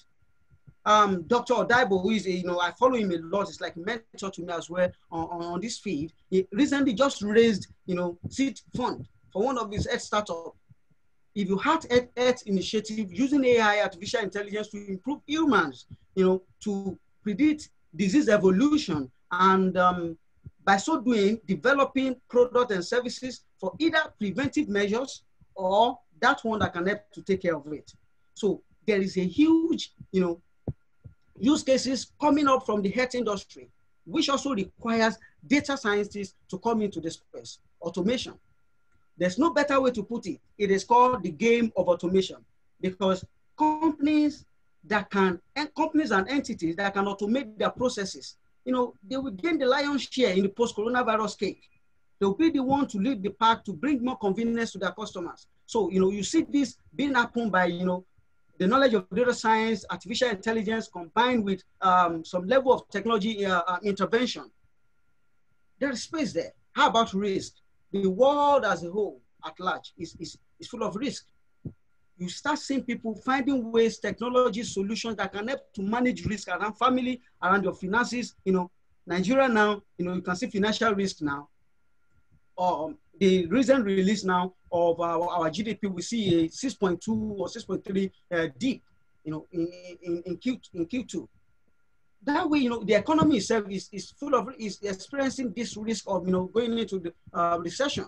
Risk financially, risk in health, risk in relationship, all across we have risk. It takes a level of intervention of AI and artificial intelligence and some also domain knowledge to be able to address this risk day by day. And lastly, like Dr. Dumebi also mentioned, 390 billion, that's the worth of this industry. You yourself can also contribute to this, and you can benefit from these shares. In the next couple of years now, is going to be, exponentially. The growth is going to be exponential. All right. So just from here, can you see, are you seeing reasons? Are you seeing answers to the questions that we're asking? Are there any opportunities in the field for you? I would say yes. What are other features of this discipline that makes it so much interesting? Number one, the evolving role. The field is not yet stable, it's evolving. A lot of roles are coming up there, a lot of functions, and that's creating more jobs. Initially, it was just about data scientists. Later, I say data scientist, you say data engineer, you say ML engineer. They're bringing more field, more functions are coming up from this field. So creating more job opportunities. How about multidiscipline? I study statistics from the University of Illinois. I hate, but you don't need to study statistics. I've seen friends who did Yoruba, I've seen friends who did law, applying and coming into this field. As a matter of fact, you can apply this knowledge across all domains. And that's what makes it even very interesting. Acquiring the skill and continue to be your domain king is very, very key. So don't fear, no matter what your first degree is, you can do something with machine learning and data science and artificial intelligence. Also the skill gap, like I said, if you can see a data gap, it shows that there's a skill gap. So we need more people, there's a shortage of hands. In the US, they report over 100,000, shortage of, skill, of data science skill every year. You go and just set your alert on US and just say you are looking for data science job. You see, almost every day you'll be getting alerts for new job roles. So there's a skill gap, not to talk of when you bring it to Nigeria, where there are lesser use cases. Only few companies now have been able to unlock the real value of artificial intelligence and data science. And a lot of companies are coming up every day to look more for relevant use cases. By that, they start employing more data scientists, start seeing more data analysts, start seeing more of these roles, job opportunities coming up. So as you can see, this is what I would like to say, that there is opportunities globally. When you narrow this down to Nigeria, you see that there is much more opportunities. So how do they start out? I will suggest a path for you. And I will say, start from where you are now. Wherever you are now, just start from there. But the first thing you must focus on is knowledge. Let there be passion. Learn the fundamentals. Be very patient to learn the fundamentals. This is the stage where you start, laying your hands on the tally data set, the loan prediction, purely ML. Don't go into deep learning yet. Purely ML. And I will advise to belong to a community. Data science is just one strong one I always recommend. Well, from my experience, the challenges at this stage is that you are impatient. You just want to show me how to build that model. Let me see. It's important, I understand that curiosity, but you should be very patient to, understand the statistics, understand the mathematics, consume articles. I'm going to recommend some other things to you as well. When you have built this knowledge, knowledge in itself is not sufficient. It needs to be transformed or transferred to skill. The next phase for you is to, build a skill. Go for bootcamp, competitive data science. That's when you start saying, okay, I want to have a GitHub account and post some of my codes there. You start learning about deployment. Start making more sense to you. Exploring the Flask framework, Django. These are the things that I want to see. How will it even look like? How will someone interact with my solution? Another challenge you have here is deep learning. You are just building your skill of machine learning. I still want to say, I want to do deep learning. Said that one, just 3 lines of code, you are getting solution. Oh, maybe not. Only few companies in Nigeria, I can say, few companies are actually utilizing deep learning for production-ready production-ready solutions. So a lot choose ML on its own, gives a lot of values. And I will advise you that, master one first before you just venture, run all around. So just to wrap this up, the next is experience. You go for knowledge, skill, and experience. You will get experience through internship, becoming a junior data scientist. At this stage again, you start learning, deep learning. Yes, you can touch your, touch base with that. You start understanding, okay, what is Azure, interface, AWS, Google Cloud Platform, the machine learning operations. This concept start making sense to you. This platform start making sense to you. But sometimes you might have a limited hands-on experience because if you are a data scientist intern, some people, they'll be doing EDA, exploratory data analysis, where I'm just describing data. Some might not be exposed, to doing the real work or being part of a real project. That could be a limitation as well. But whatsoever come may, you are gathering experience. And lastly, you can name your title. Why? Because the field is evolving. You see, some say I'm an ML engineer, some say I'm a decision scientist, some say I'm a data scientist, and so on. The field is evolving. So, there are opportunities there. I will advise, start from where you are. And these are the learning companions. There's no way you must touch one or two of these things. And I'll start with the community, data science. During the lockdown, there were even trainings on WhatsApp. That's impressive. Learning, keep the learning going forward on YouTube, on WhatsApp, just keep learning. These are the resources that will help you to go on this path. Remember, the opportunities is huge. Lastly, in what way is AXA Nigeria contributing to the data science ecosystem? We are not just doing the talk. One of the first ways is the fact that we have a strategic partnership with Data Science Nigeria and Zindi Africa. 2 of our interns are also Zindi ambassador for Nigeria. We do not just talk. We make sure we take strategic partnership. We go into a sort of agreement and a process that ensure that we continue to develop people in this field. That's one of it, internship. Through our partnership with Data Science Nigeria, we take people from the yearly bootcamp, we train them, we expose them to real world problems, leadership training, different sort of management training, understanding how business is connected to, to what you are doing. How relevant is it to business? So that you won't end up building a beautiful nonsense solution. That's a solution that you wasted your time on. However, it's not aligning with the strategy of the company. We expose you to strategy. We also empower you, so that you can, register you for certification examination, so that you can also, boost your confidence on the skills you are building. And lastly, like I said, it's not about talk. We have AI-driven solutions within our system that we use. I just want to mention one of them, recommendation engine. If you are an AXA customer, last week we sent an email that is powered by our recommendation engine, saying we are recommending some people Auto Classic Motor, which is very aligned. Some we are recommending you to buy Edge products. Yes, these decisions are being powered by AI, and we do that. If you go on our transactional website today, axamaster.com, you will see Coach Idris. It will ask you a few questions. Through AI, is going to tell you the product that aligns with you by the stage of life you are now. What you start working on, what you should get. Based on your pocket, everything it aligns. So this is it. I would like to go back again as I wrap up now to that favorite quote of mine. Data is the new oil, and I live in an oil country where nobody is drilling.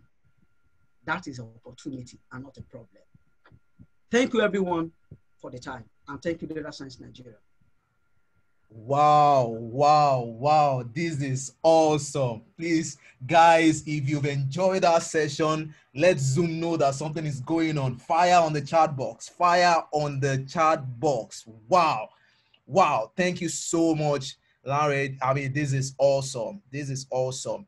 I particularly love that your quotable quotes, you know. Wow, wow, wow. Man, I'm short of words. This is awesome. Thank you very much. All right. So guys, we're gonna move into the next session. Wow, look at fire in the chat box, man. Zoom is on fire already.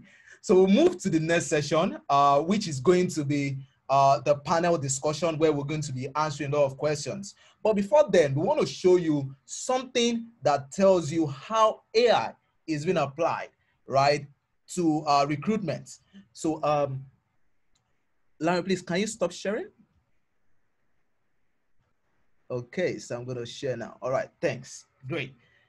All right, so very quickly, let me take you guys through on a very short journey of how we at Data Science Nigeria are using AI, because I see a lot of questions around how can AI be applied to human resource and all that. So for us, right, we've built an in-house AI CV ranker, right? And then, of course, what the CV ranker does, as we can see here, so we call it the DSN CV filter, which is an artificial intelligence product of information retrieval, which is an essential part of any searching system. Now, a brief about what information retrieval is all about. Now, finding materials that is usually documents of any unstructured nature, that is text, that satisfies an information need from within large collection. In other words, when you have a pool of CV, for instance, we just finished the interns recruitment process, where we have, like, I can't begin to tell you the numbers, like a lot of numbers, right?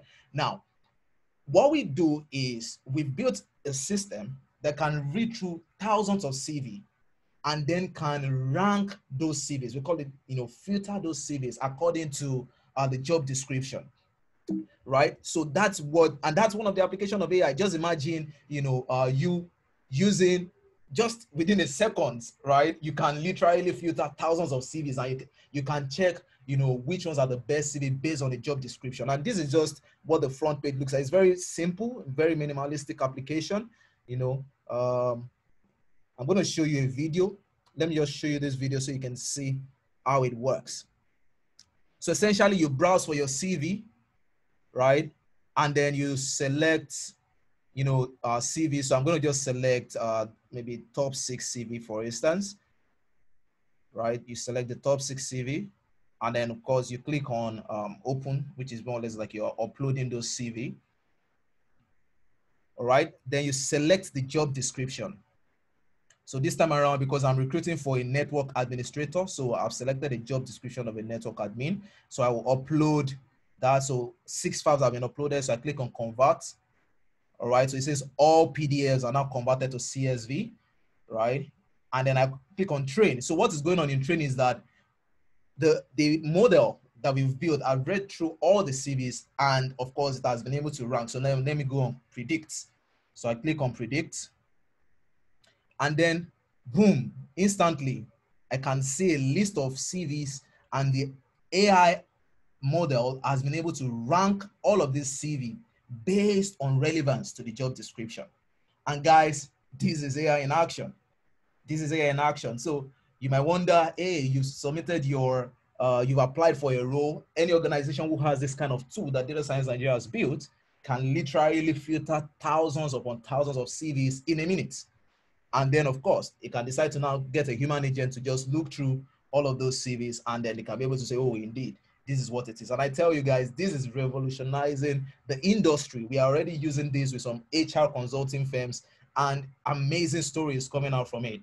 And guys, this is AI in action, all right? So guys, it's time for us to move on to, so we're gonna move on to the panel discussion. We have our panelists on the call. right? And we have a lot of questions that you guys have asked. So we've compiled all of these questions, and within the period of time that we have, next 15 minutes thereabout, we're going to go through all of these questions. And then please pick up your pen, guys. Pick up your paper and pen to take note, because this information you're getting today, the beauty of it is that you can go home and, you can, after this call, think about all of these responses, right? And I tell you, you will surely be blessed for, listening to all this. All right.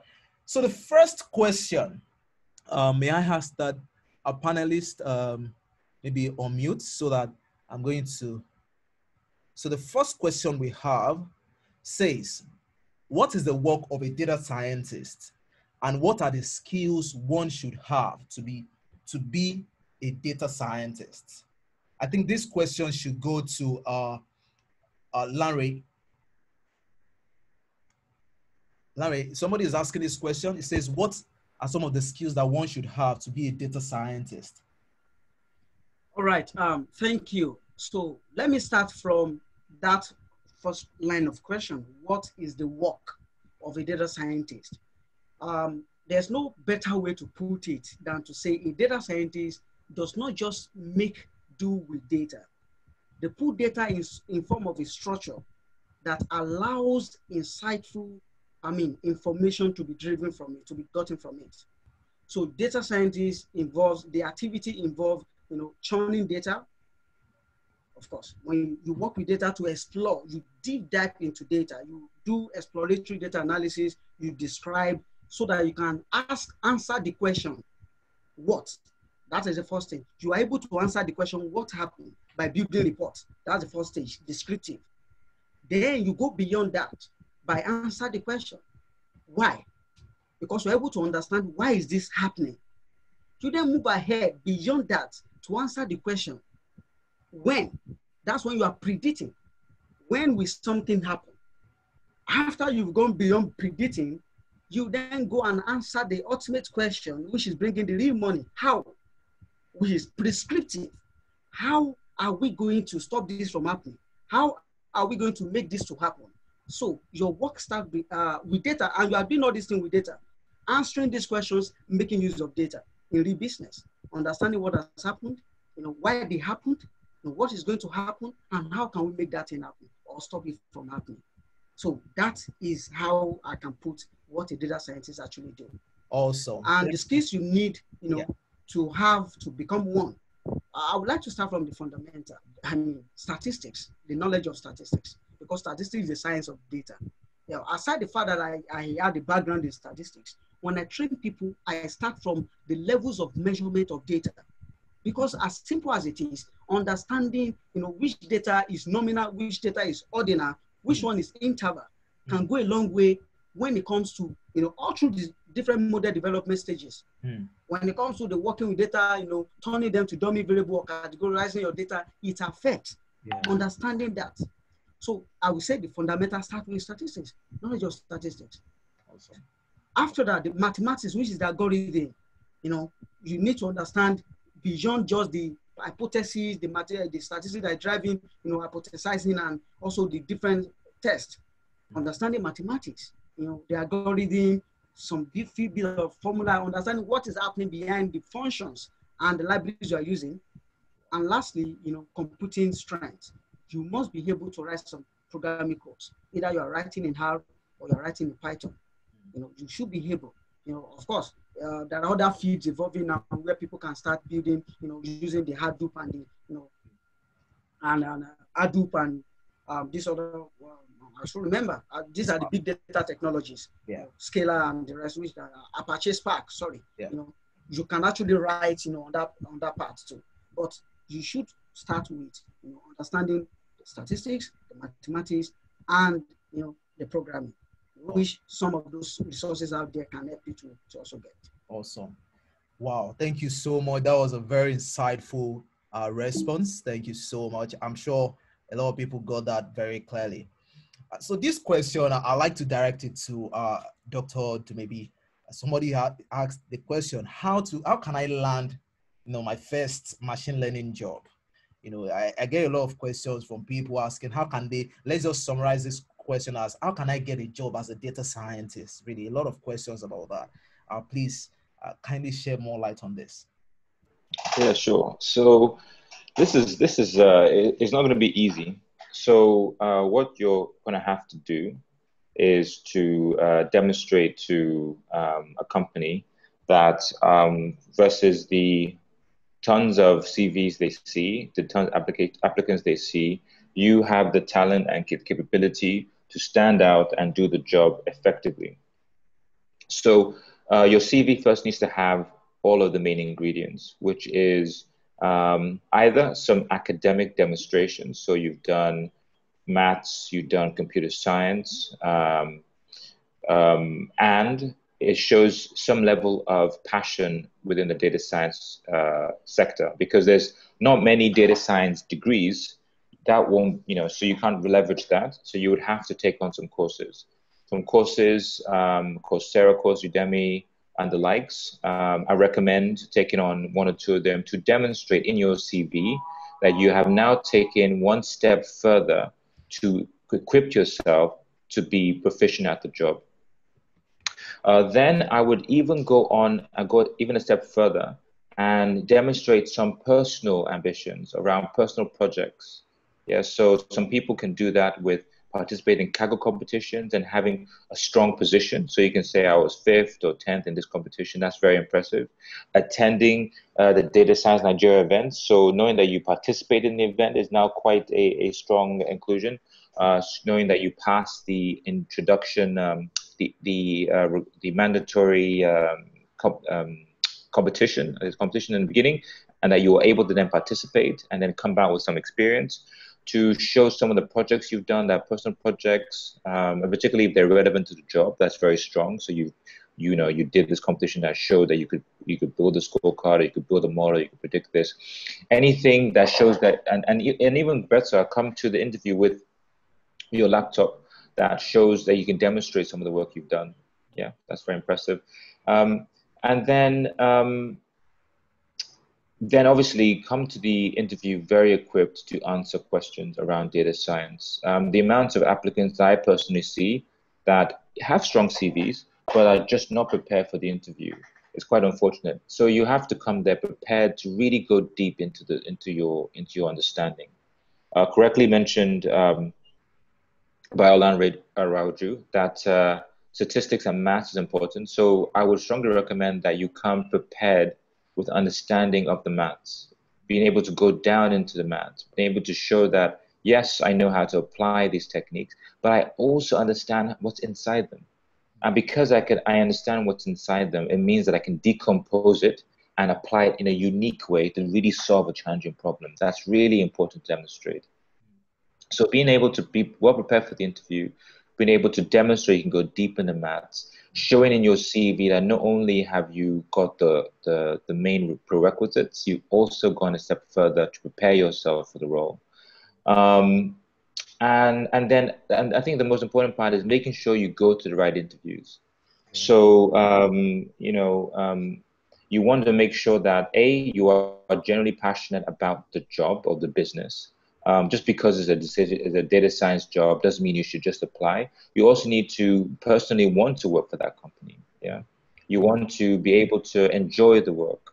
So I recommend reaching out perhaps to some people that work there, getting some feedback on the company, getting some feedback on the leadership, making sure as well that the actual job is data science relevant, because there are companies, unfortunately, that advertise data science role, but it's not quite data science. It's a misunderstanding of data science. You have to make sure that you're aligned to the business objective, that data science is an important part of the business. You don't want to spend weeks, months on end doing churn analysis. No, you want to push the boundaries of technology. You want to solve difficult problems. You want to be able to develop code that goes into production. You want to be able to tell a good story for wherever next you move to after that company. So just make sure that you research on the role, research on the company, and make sure that company is suited for you, because then that will come across very strongly in the interview.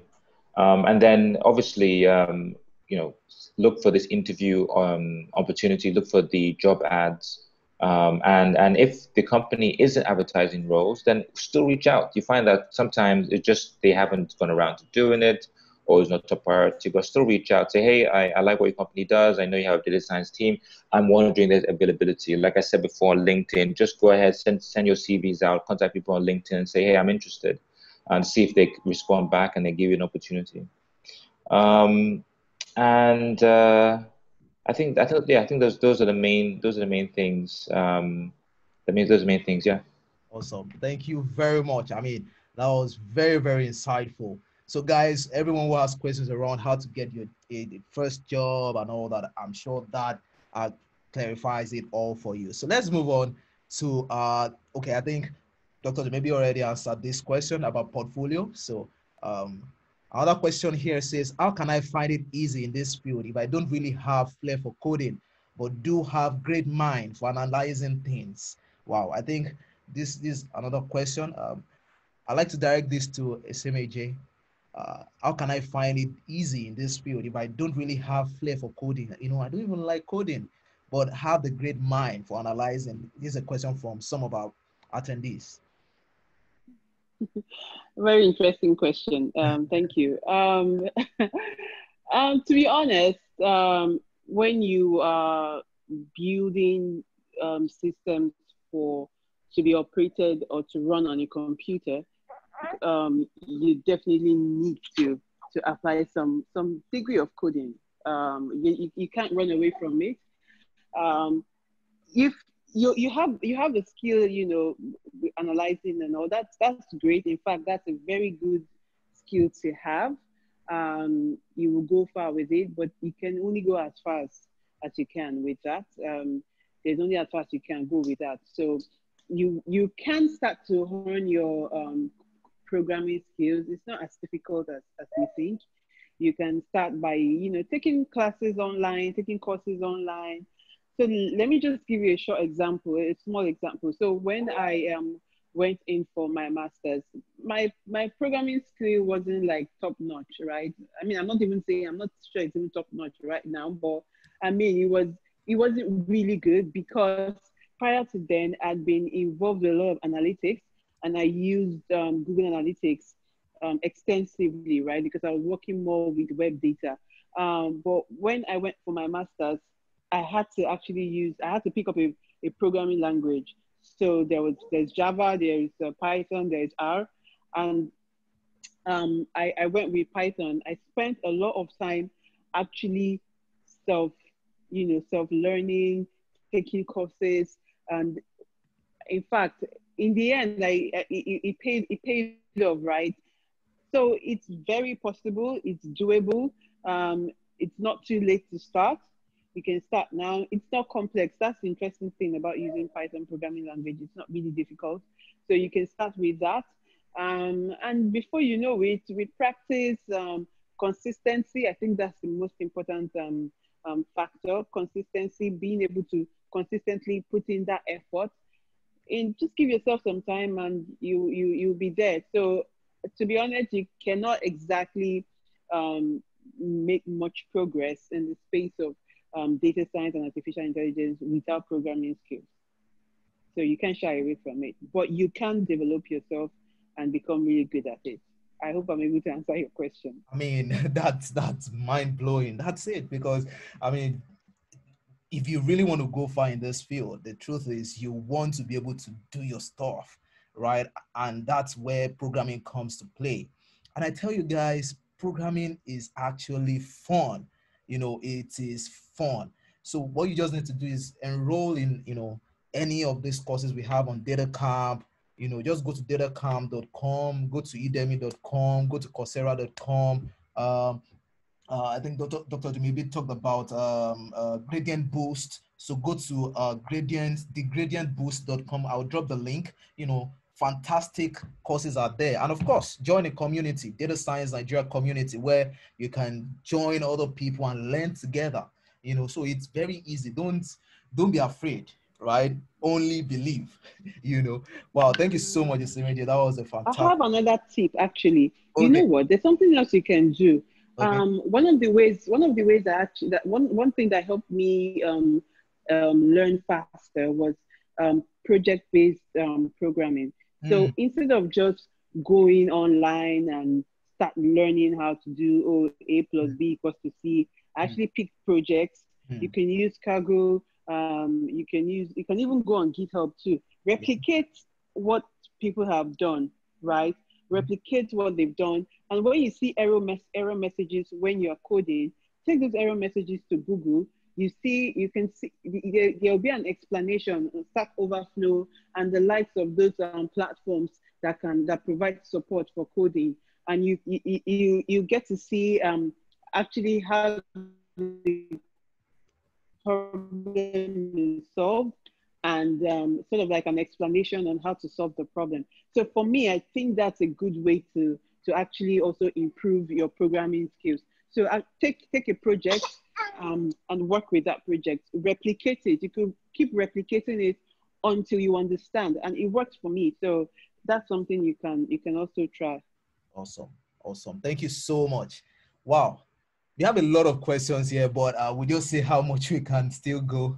A lot of questions. How are you combining okay, with competitors and management? Okay, so this question is for Dr. Dumebi. Somebody is asking, how are you combining your data analytics decision with competitors and management strategy plans in terms of revenue? Okay, so I hope this is not I hope this is not a competitor trying to ask this question, but I mean, Dr. Dumebi, if you don't mind, you might want to just respond to this question. No problem. So it's a good question. Actually, we do this on quite a regular basis, and the inclusion of analytics with regards to competitive analysis, strategy, and planning is something that Red Money is very prolific at, and something that we're quite proud of. And it can come in many ways, right? Particularly in this uncertainty in this COVID-19 period, we found it very useful to apply methods such, for instance, forecast modeling on our risk performance. Yeah. So this is where we are now today. Where are we going to be in 3 months' time if the macroeconomic variables change, if oil prices continues to drop, if the FX, if the naira is down on the dollar? Based on what we've seen in the past, how will that adversely affect us, and how many of these loans we need to provision? Which customers are most at risk of defaulting, and which industries are most at risk of losing jobs or having salary cuts?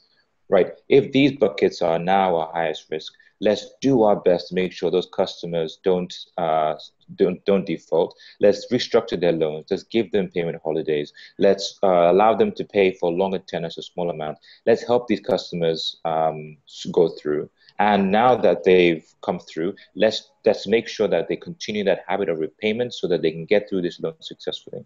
So that's amongst the many ways that we apply analytics to our decisioning process. Awesome. Thank you very much. That was a very insightful one. Thank you. Okay, so let's see another question. Do I need good mathematics? Yeah, of course. I mean, we talked about it. So let's move on. What is the borderline of this career path? Okay. Data analytics, decision science, and data science, and how to situate oneself. Wow. Okay, so, I mean, Larry, do you want to take this up? You want to take this up? Yes. Fantastic. Yes, please, can you just read it out? Okay, I have it now. Borderline of career path, data analytics, decision science, and data science, and how to situate oneself. All right. Like I said during my presentation, I made mention of the fact that this field is evolving every day. You know, I started my own part as a data analyst, and that was in 2015. And I was actually working as a freelancer then. I analyzed a lot of project data and other even, clinical trials data. As at 2019, I've done over 400 of that services for different people across several countries. But what that means is, all I knew then at some point then was just data analysis. And I was very good at it. Data analytics, combining that with visuals. But that's a stage. Today, you will see job roles. I just want to tie this together before I move to decision science and data science, because there's a timeline between them. You see people on LinkedIn putting job roles, data analytics, and the description is actually a data science. because these guys are not building models, but they're expecting a data analyst to build models. When you look at decision science and data science, I will say you decide which title you want to suit yourself. Someone who works in an insurance in a loan, loan space now, like Dr. Dumebi, a lot of their solutions will be around decisions, helping to make that decision. Will this customer default? Should I give my loan? Is the credit score, the affordability models? There are other things they can also even build into it. Take, for example, understanding what we call distress score. Some people, you want to know how many times are they calling when they apply for loan. That will show that they actually are distressed. And there could be more likelihood of those people coming back to say that they are defaulting, they can't even pay on time. That kind of solutions make you a decision scientist, because the model you build, the solution you release out is helping others to make decisions right from the beginning. And just saying, should we give this person, you run the criteria, you run that person through that model, the data, and says, okay, this is the score. Okay, is that score lower than what we have set as our threshold? If it's lower, then reject. So that way you are making a decision. You can call that a decision scientist. A data scientist can still work as a decision scientist. You do models beyond, beyond setting threshold and approving or rejecting. Recommendation engine, you do that. You apply AI in predicting, effect in the health sector. Take, for example, now I just want to cite a scenario. In the health sectors, you can understand what is going to happen in the next month in terms of disease. How many people are going to come to hospital, and what is going to be the most prevalent illness that are going to come from. Take, for example, around December last year, finding out that malaria is going to be the most reported cases. Then the issue is, what will be the cause? Where will it happen? Diving deeper, we realize it's a Limosho local government. So what do you mean? It's the largest local government in Lagos, and that is where majority of the illness is going to come from, which is due to malaria. What can you then do? Let us go and fumigate. Let's do CSR. When you do CSR and fumigate, it will reduce the number of claims coming from that area. You have been able to also apply data science to solve that kind of challenge. For me, data science, decision science, they are doing the same thing. Just depends on which industry, which space are you playing. Data analytics is not, you are not building model when you are into data analytics. You are not building predictive models. And it's not everybody that must be a data scientist. Just your own, because you do not have enough maybe programming knowledge and skill to function and compete well in that industry. You might end up being a data analytics, which, we look at the industry, the average, what we call median salary now, it's around $80,000 US when you look at the US market, which is not even bad. And over time, if you see that you can go beyond that, you then start, making yourself more competitive. Otherwise, you can work with data, still analyze, and give more insight. And our advice about situating yourself, it depends on your strength. As you start by even data analytics, because for the first 1 year, your solution might not even be in production. You are learning how to build models in the course of doing that. You find yourself in a team, in a great team, data science team, that will even accelerate you, either from, build on your weaknesses so much that you can, be able to move into that sector where you can call yourself either a decision science or a decision scientist or data scientist. I'm not sure if I've been able to answer.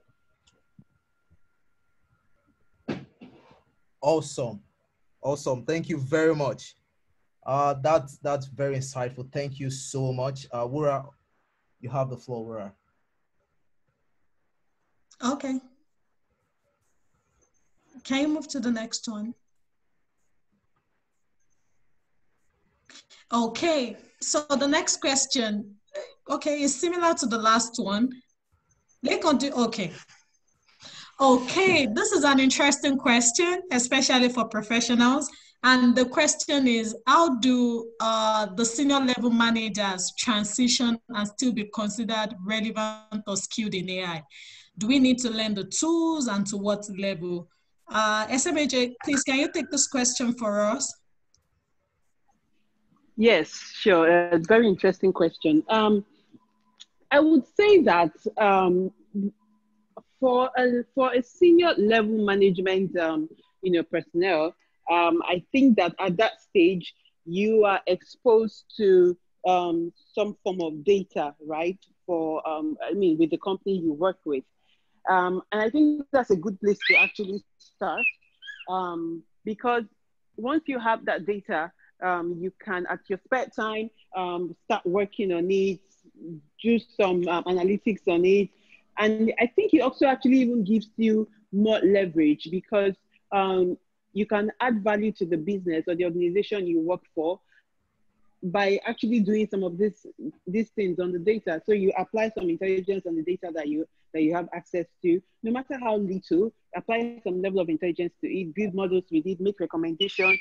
And once you've done that, you are able to just go to your business leader, or as the case may be, depending on the hierarchy in your organization, and make recommendations. And you tell them, you know what, based on data. In fact, right now at my company, before we make any decision, we always ask ourselves, where's the data that is backing this up? So you don't just make assumptions. You don't just say, oh, I think we should do this. Why should we do this? Where's the data to back it up? And I think that's the kind of, that's the level of intelligence you can apply even in your business. From the level that you are at, that senior level, you can even make decisions based on data. And I think it gives you good leverage for the tools that you will be needing. Of course, analytics tools, it depends on what your organization has access to or provides access to on that level. But there are many tools that are even free online that you can use. You can have access, there's access to the Tableau analytics tool, which is, I think, is a 30-day trial or 7 days, I'm not quite sure. There are also other tools that you can use. Interestingly, so a tool as simple as Microsoft Excel can do interesting things, right?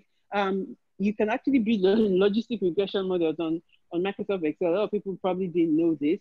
It's just, I think the limitation with Excel is, of course, with the size of the data. And there are some other models that you can also not build on Excel. But at that level where you are, you have access to data. You can actually get your hands dirty, try out different analytics solutions on the data that you have access to, and make your presentations, make your recommendations based on the data. And you get to see the results. And then before you know it, you are at that level where you are, you're already adding value because of the data skills that you built. I hope I'm able to answer that question.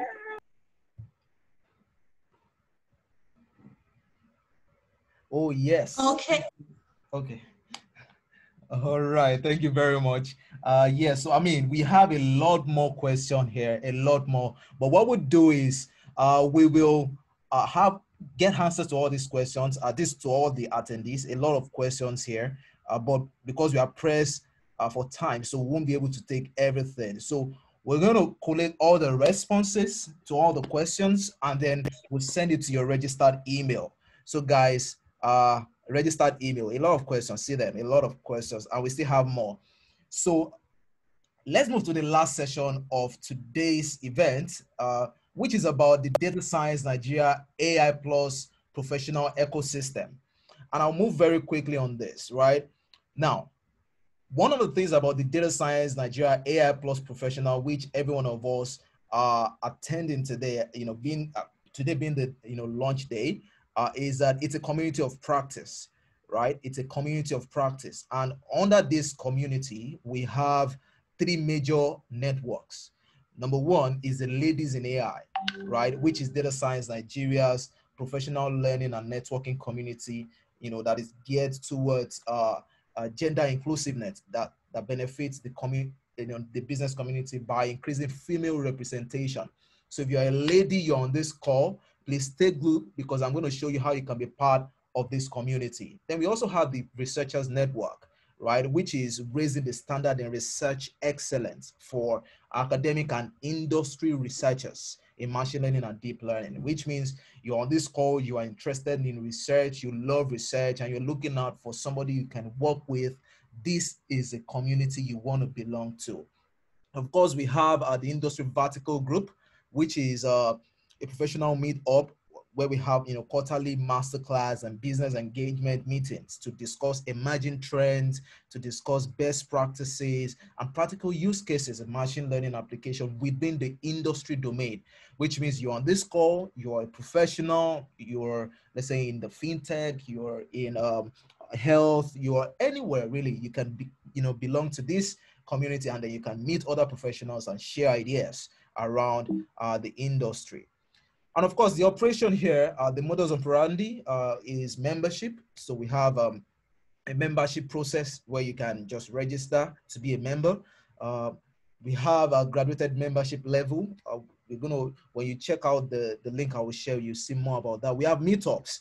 This is just one of the meetups, really, even though this is the launch. But I mean, as time goes on, we'll do regular meetups where we can meet to discuss. Then, of course, we do newsletter. I'm very sure a number of us would have been seeing Data Science Nigeria's newsletter. Then, of course, we have a dedicated stream. As a matter of fact, come October this year, where we'll be doing the annual AI bootcamp, we're having a dedicated stream for professionals, where professionals meet and we bring in, industry experts from all across the world to talk to you, and of course, we have expert mentorship, right?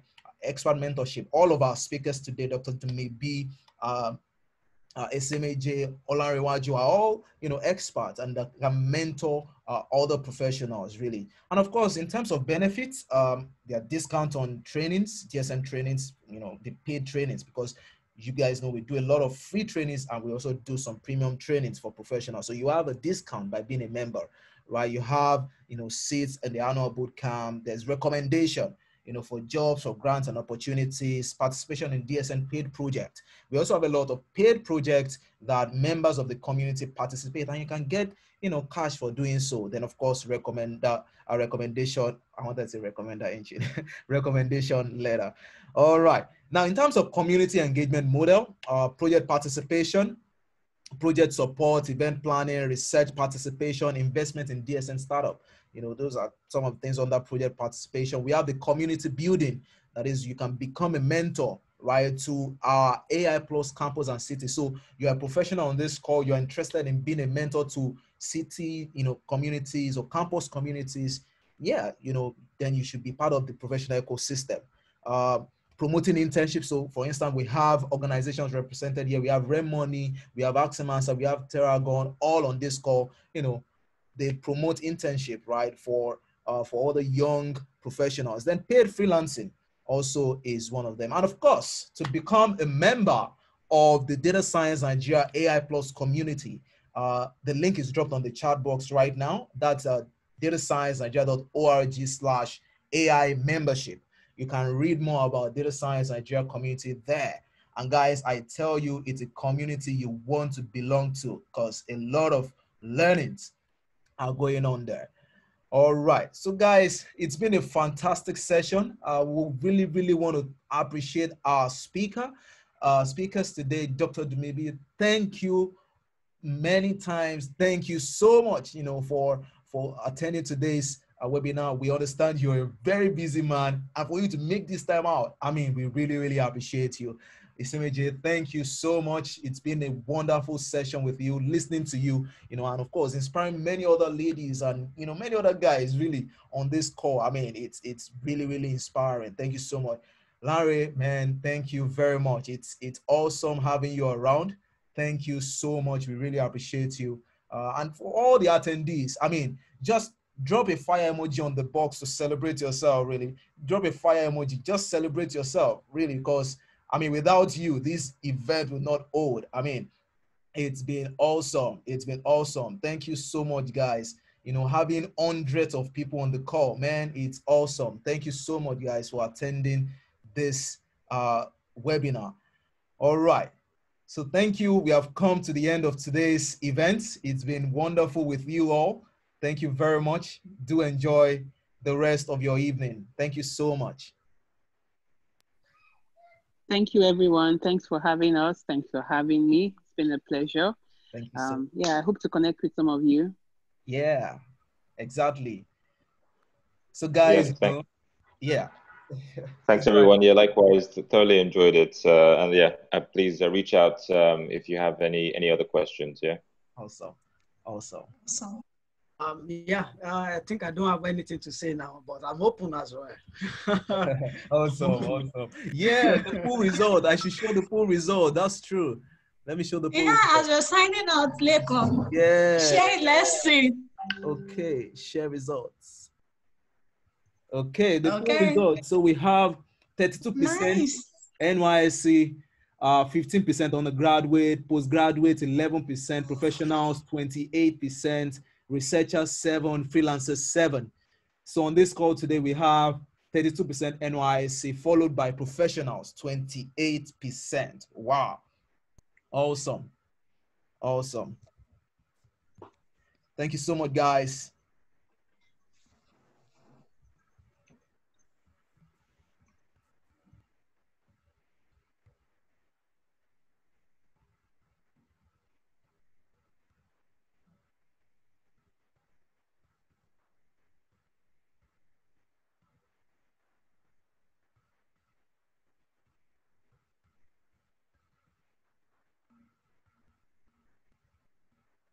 Learning artificial.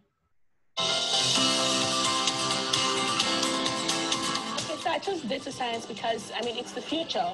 And then, of course, when you look at the way that the world of work is evolving with the statistics, I mean, we have several statistics, one of which I saw recently saying that 47% of jobs as we know it today will evolve or no longer exist. So it's just only natural that you evolve and acquire skills that are in time with, the time, and then, of course, what the future prescribes. I came in contact with Data Science Nigeria for the first time. I think your very first boot camp. I was supporting a client at the very first boot camp that I held in Lagos. And since then, Data Science Nigeria has pretty much been on my radar. I've been keeping tabs on the company. And then a few times, I think after that event, I Googled Data Science Nigeria. And I saw a number of the trainings that you had planned out. And it looked quite interesting. My very first class, of course, we learned about the types of data. And then by the second class, what I really like about the class is the fact that it's very hands-on. So now, I mean, when someone comes and says big ML, I'm looking at you like, oh, I know what that is, With big ML, we're able to evaluate models. And then went on to the next class, which we had to use text mining tool, which was Orange.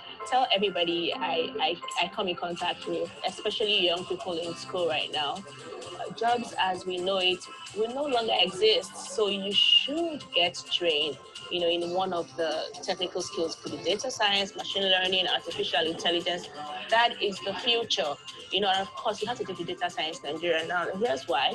One, I say that there's a whole lot. First off, the vision to get 1 million people, 1 million AI talent out of Nigeria, I think it's very laudable personally. I'm quite aligned with that vision. I think it's a good one. And then I can tell you for free that the training that you get is actually relatable. You can use it from the get-go. It's not all theory. And that's exactly what you have here. So I highly recommend Data Science Nigeria for your data science or AI or machine learning or any other post-industrial revolution skills.